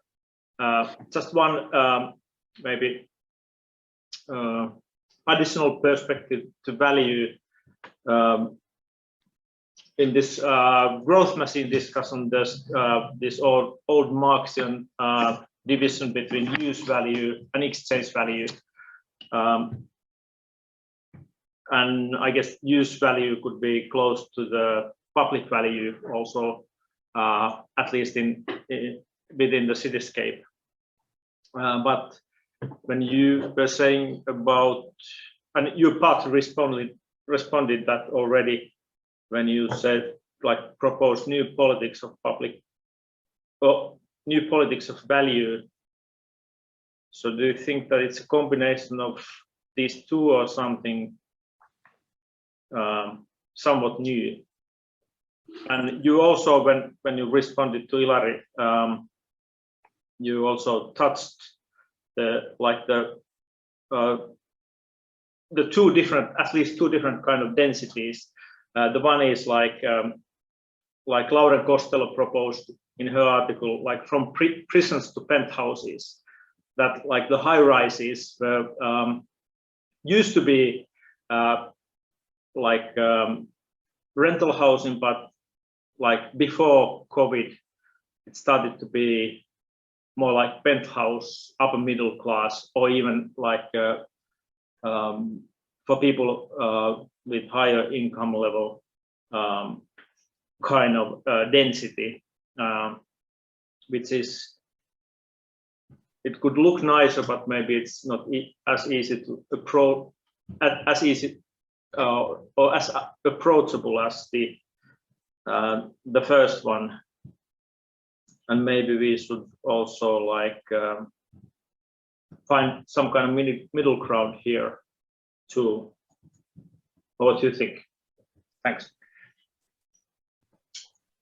Yeah, thank you. I mean, there's some great reflections there, and really, I mean, these questions. What's particularly helpful is that I'm sort of aware that the category of value, just like the category of liberalism, cover all kinds of concerns and debates, and you know, there's a lot more to add there, which I think is quite interesting and exciting to sort of play around with and to sort of see how that helps open up new ways of seeing density and the city.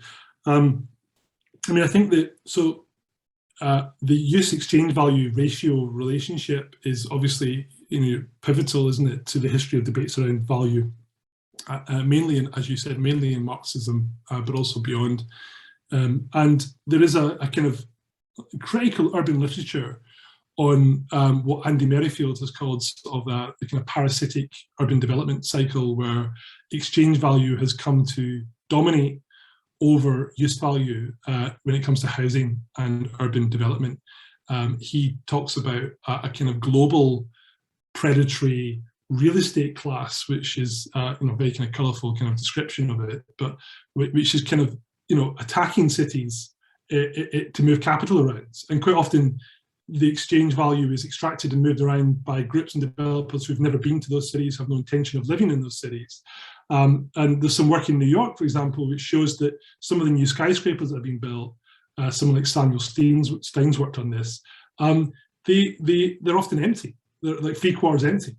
So there's zero use of these properties, extremely expensive, but they're effectively investment vehicles for kind of global traders and speculators. And London has this as well. Manchester even has some of this, as I was saying. So there are kind of like extreme. These are the extremes, I suppose, of the. If you can think about a spectrum of use value and exchange value, these are on the extreme exchange value kind of end, where in a weird way, you're producing empty spaces devoid of density in the name of compact urbanism. It's kind of perverse logic. But there's something. I mean, I think that it's clear that the politics of value has to kind of argue for a greater emphasis on use value. But I'm not sure that's about, instead of exchange value. I think perhaps the question is looking at models across the world where the balance of use and exchange value is the ratio there is much more inclusive in how it plays out in the city. So if you compare cities like, Oslo, Vienna, Manchester, for example, you get very different stories about that ratio of use and exchange value in terms of how inclusive, or Berlin, how inclusive the housing and rental markets, the ownership and rental markets are, for example. And there's things I think we can learn from places like Vienna with their rent controls and their provision of affordable housing, Berlin collective cooperative housing units, whereas somewhere like Oslo has a much stronger individual home ownership discourse, which is becoming increasingly prohibitively expensive as it densifies. That relates, I think, to the question of scale and size, because there is some work. I mentioned a book called, well, it was on the slide, a book called Soft City by David Sim. It's quite an interesting kind of architect's take on these questions. And what he argues is, there's a lot of work on architecture on density, but what he argues is that, we need medium-sized densities. That, I mean, yes, different cultural contexts, Japan versus India versus Germany will have different ideas about what an optimum density might be for housing development. But broadly speaking, there's a shared emphasis on sort of medium densities where there's good provision of courtyards or public spaces. And he goes through a whole bunch of examples from Tokyo to Berlin and Copenhagen of kind of successful community-run housing developments, which aren't like prohibitively expensive, but they're not the cheapest either. Where the kind of relationship between exchange and use value is quite different from, say, Manchester or London. So, yeah, that's not an answer, but it's just kind of like continuing some of the themes that you were raising. Thanks for the question. Thank you. We still have Elina Alatalo has raised her hand. Elina, do you want to make a question or comment? Let's see, this is maybe more a kind of a comment or a story sharing from last evening, actually.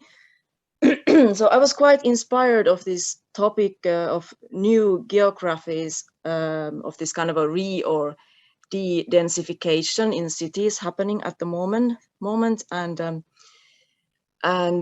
this note that I have to share talks of kind of a micro scale of this re-densification, or I could even talk of some kind of a regrouping that is happening, at least to some degree at the moment.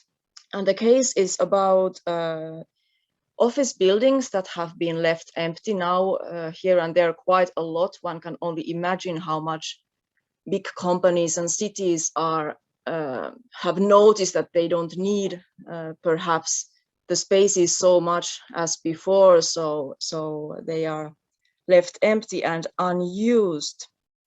And what then is happening, for example, in Pasila, Helsinki, quite close to the center, is that one of these kind of generic buildings was yesterday evening starting the process of reuse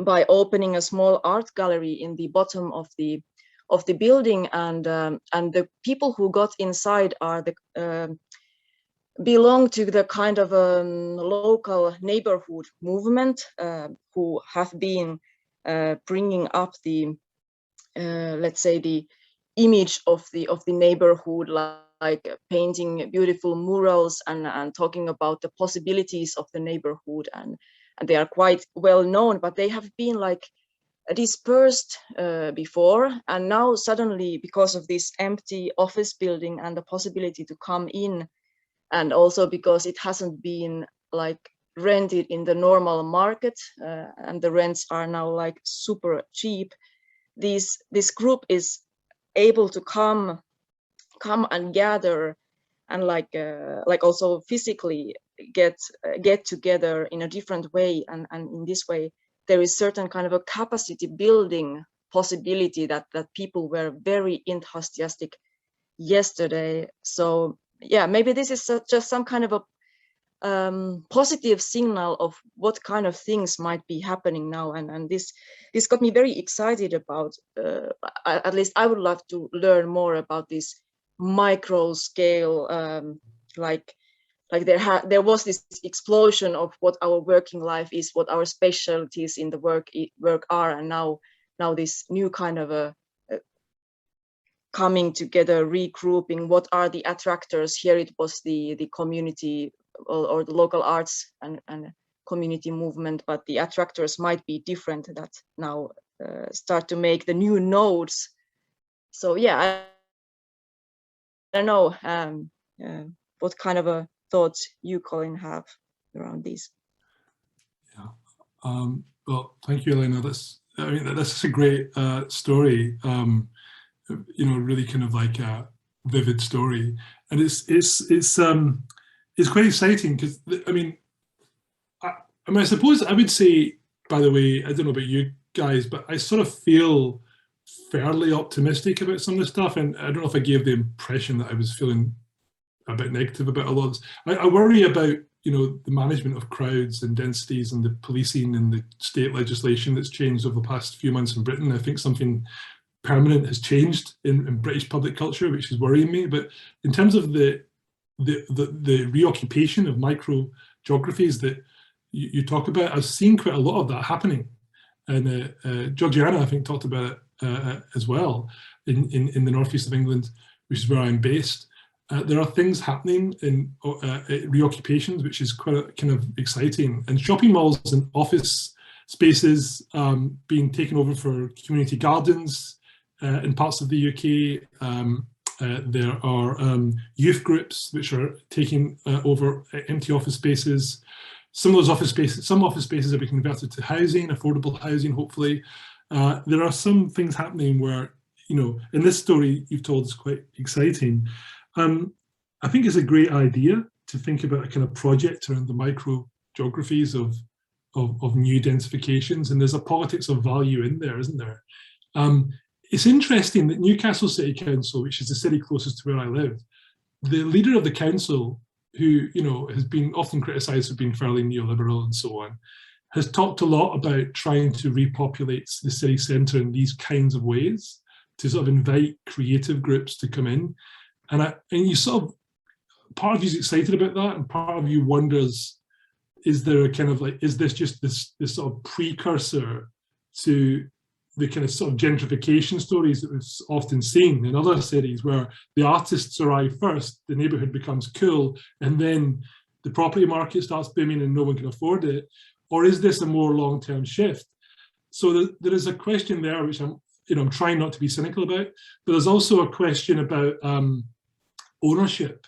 So in Newcastle, for example, there's a very small group of developers who own large swathes of a city centre, where historically they've let artists, for example, occupy buildings, empty buildings in the city centre, and then as soon as the market's picked up, they've kind of given them notice to get out. And Oliver Mould, I don't know if any of you know his work, but he's done some fantastic work on the creative city in London, and he wrote a great book called Against Creativity.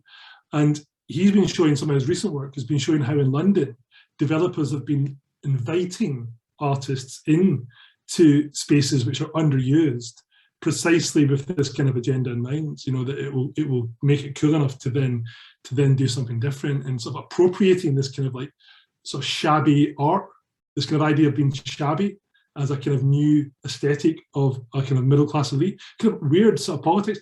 So that's getting cynical again. So I'm trying not to be. I think something hopeful is there So let's hope it continues. I'd be interested to hear more about how that Helsinki story unfolds over time.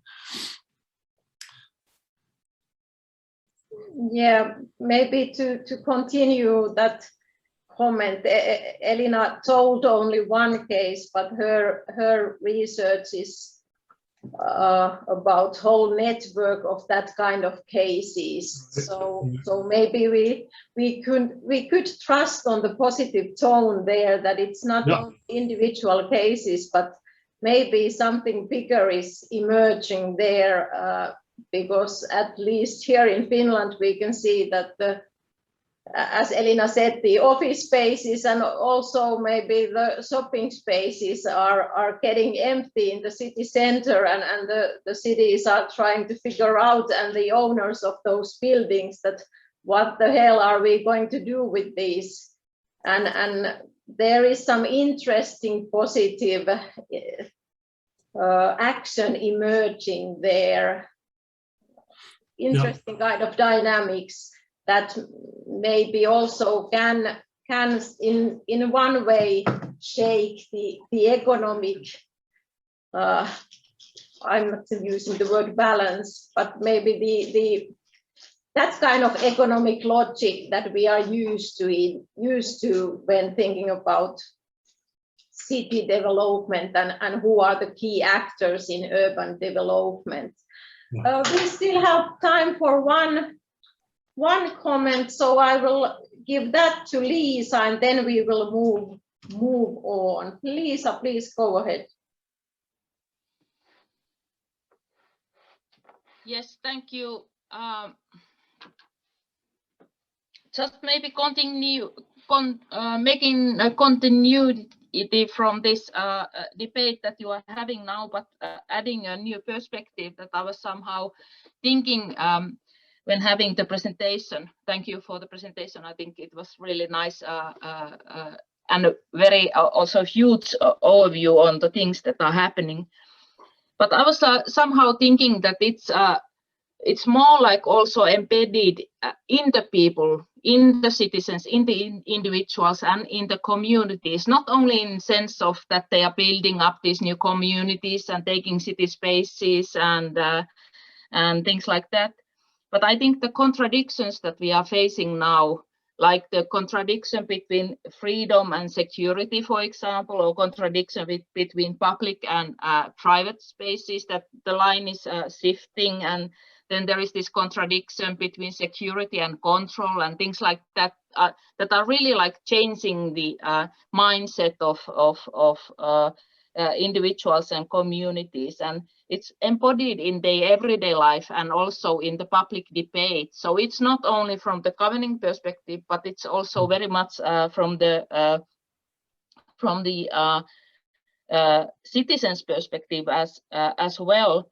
So for example, there is a lot of discussion, at least in Finnish public debate, on this like good crowds, those who are like good crowds in the city, and then we have these scary ones that should not be there. And it's really like a saying that who cannot come together and who can come together, and for what purpose. And for example, if we have these demonstrations against the regulations that authorities pose to the individuals, and it's really like not coming, the opposite is not coming from the public authorities, but it's coming from the citizens that would like to be in the safe, that would like to have the safe spaces in the city, and they see these crowds as a threat towards their own health.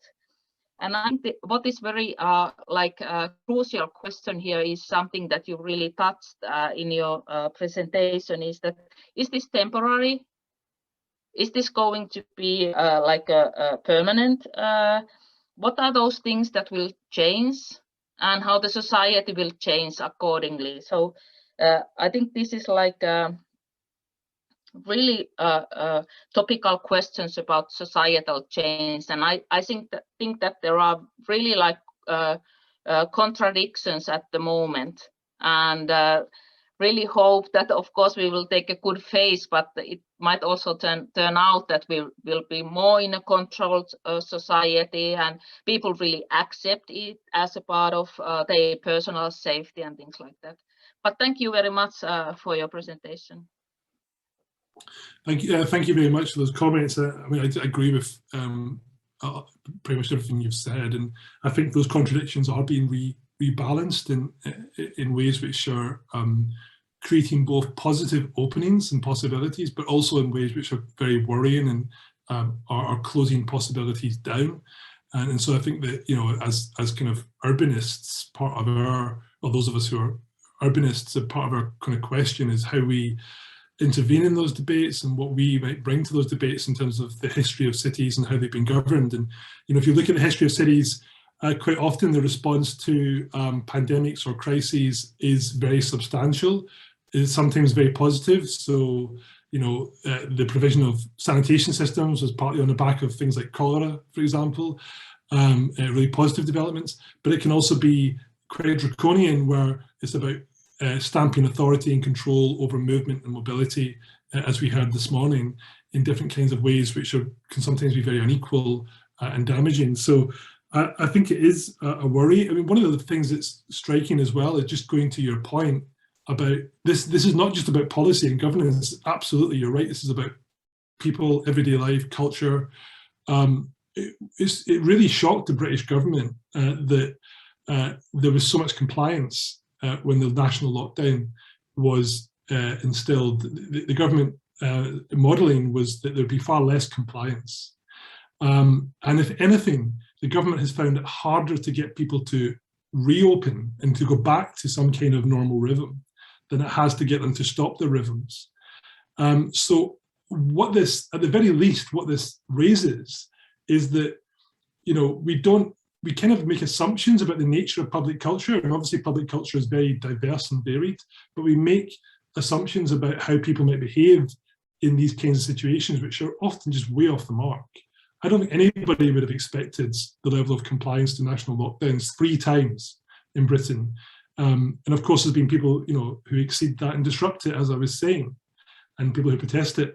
But it does raise a question about whether there is a kind of change going on in urban public cultures that we perhaps haven't been tracking very well or don't understand very well, and that we need to get to know better if we're going to think about the politics of some of these changes in the longer term. So that's not an easy question to answer, but it's just something that your comments made me think about. Thank you. Thank you, Colin, and thank you all joining to the discussion this day and giving your comments and questions. It has been really fruitful day.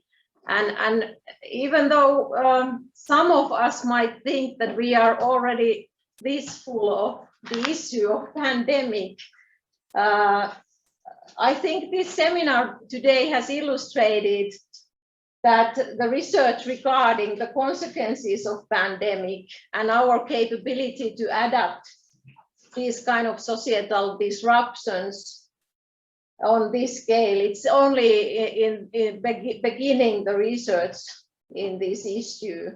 And this today, it has also made visible, starting from the speech of Reetta Huttunen this morning, that we do need to find novel collaborations, and we are almost there is no this option that we cannot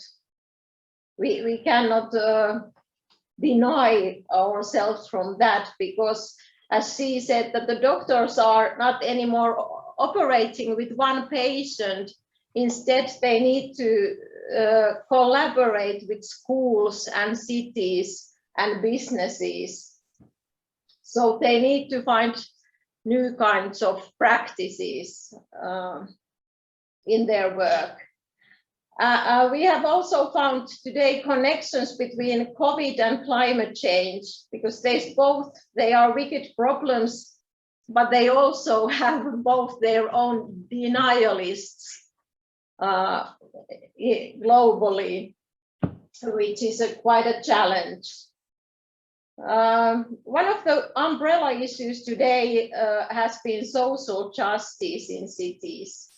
And it's also a question of contradictions, as Lisa just made the comment cleverly there. And we have learned today that it's possible to restrict the movement of people, and it's possible to follow and gather data on people and populations on a very specific level in cities, which should be carefully thought about. But I also think that we do need to reopen several concepts related to urban development and urban infill and urban planning, as Colin raised in his talk. What exactly are we talking about when we are talking about density? It's not just numbers. And one short comment that relates to also to Colin's discussion on crowds and Lisa's comment on crowds, and then again to Reetta Huttunen, who presented the data that actually it was less than 5% of people who got infection when they had been in some sort of cultural event. That do we always need to have some kind of group of people that we can blame on? And now it seems to be that it's the youth that we have been blaming on in public. But maybe just to conclude, we really need to ask, as Colin said, we need to refigure the urban value.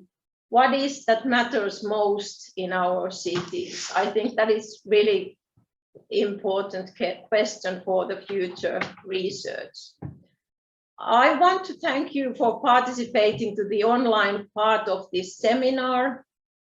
The next STUE seminar will be arranged 4th of November. The title is Green City, and you will receive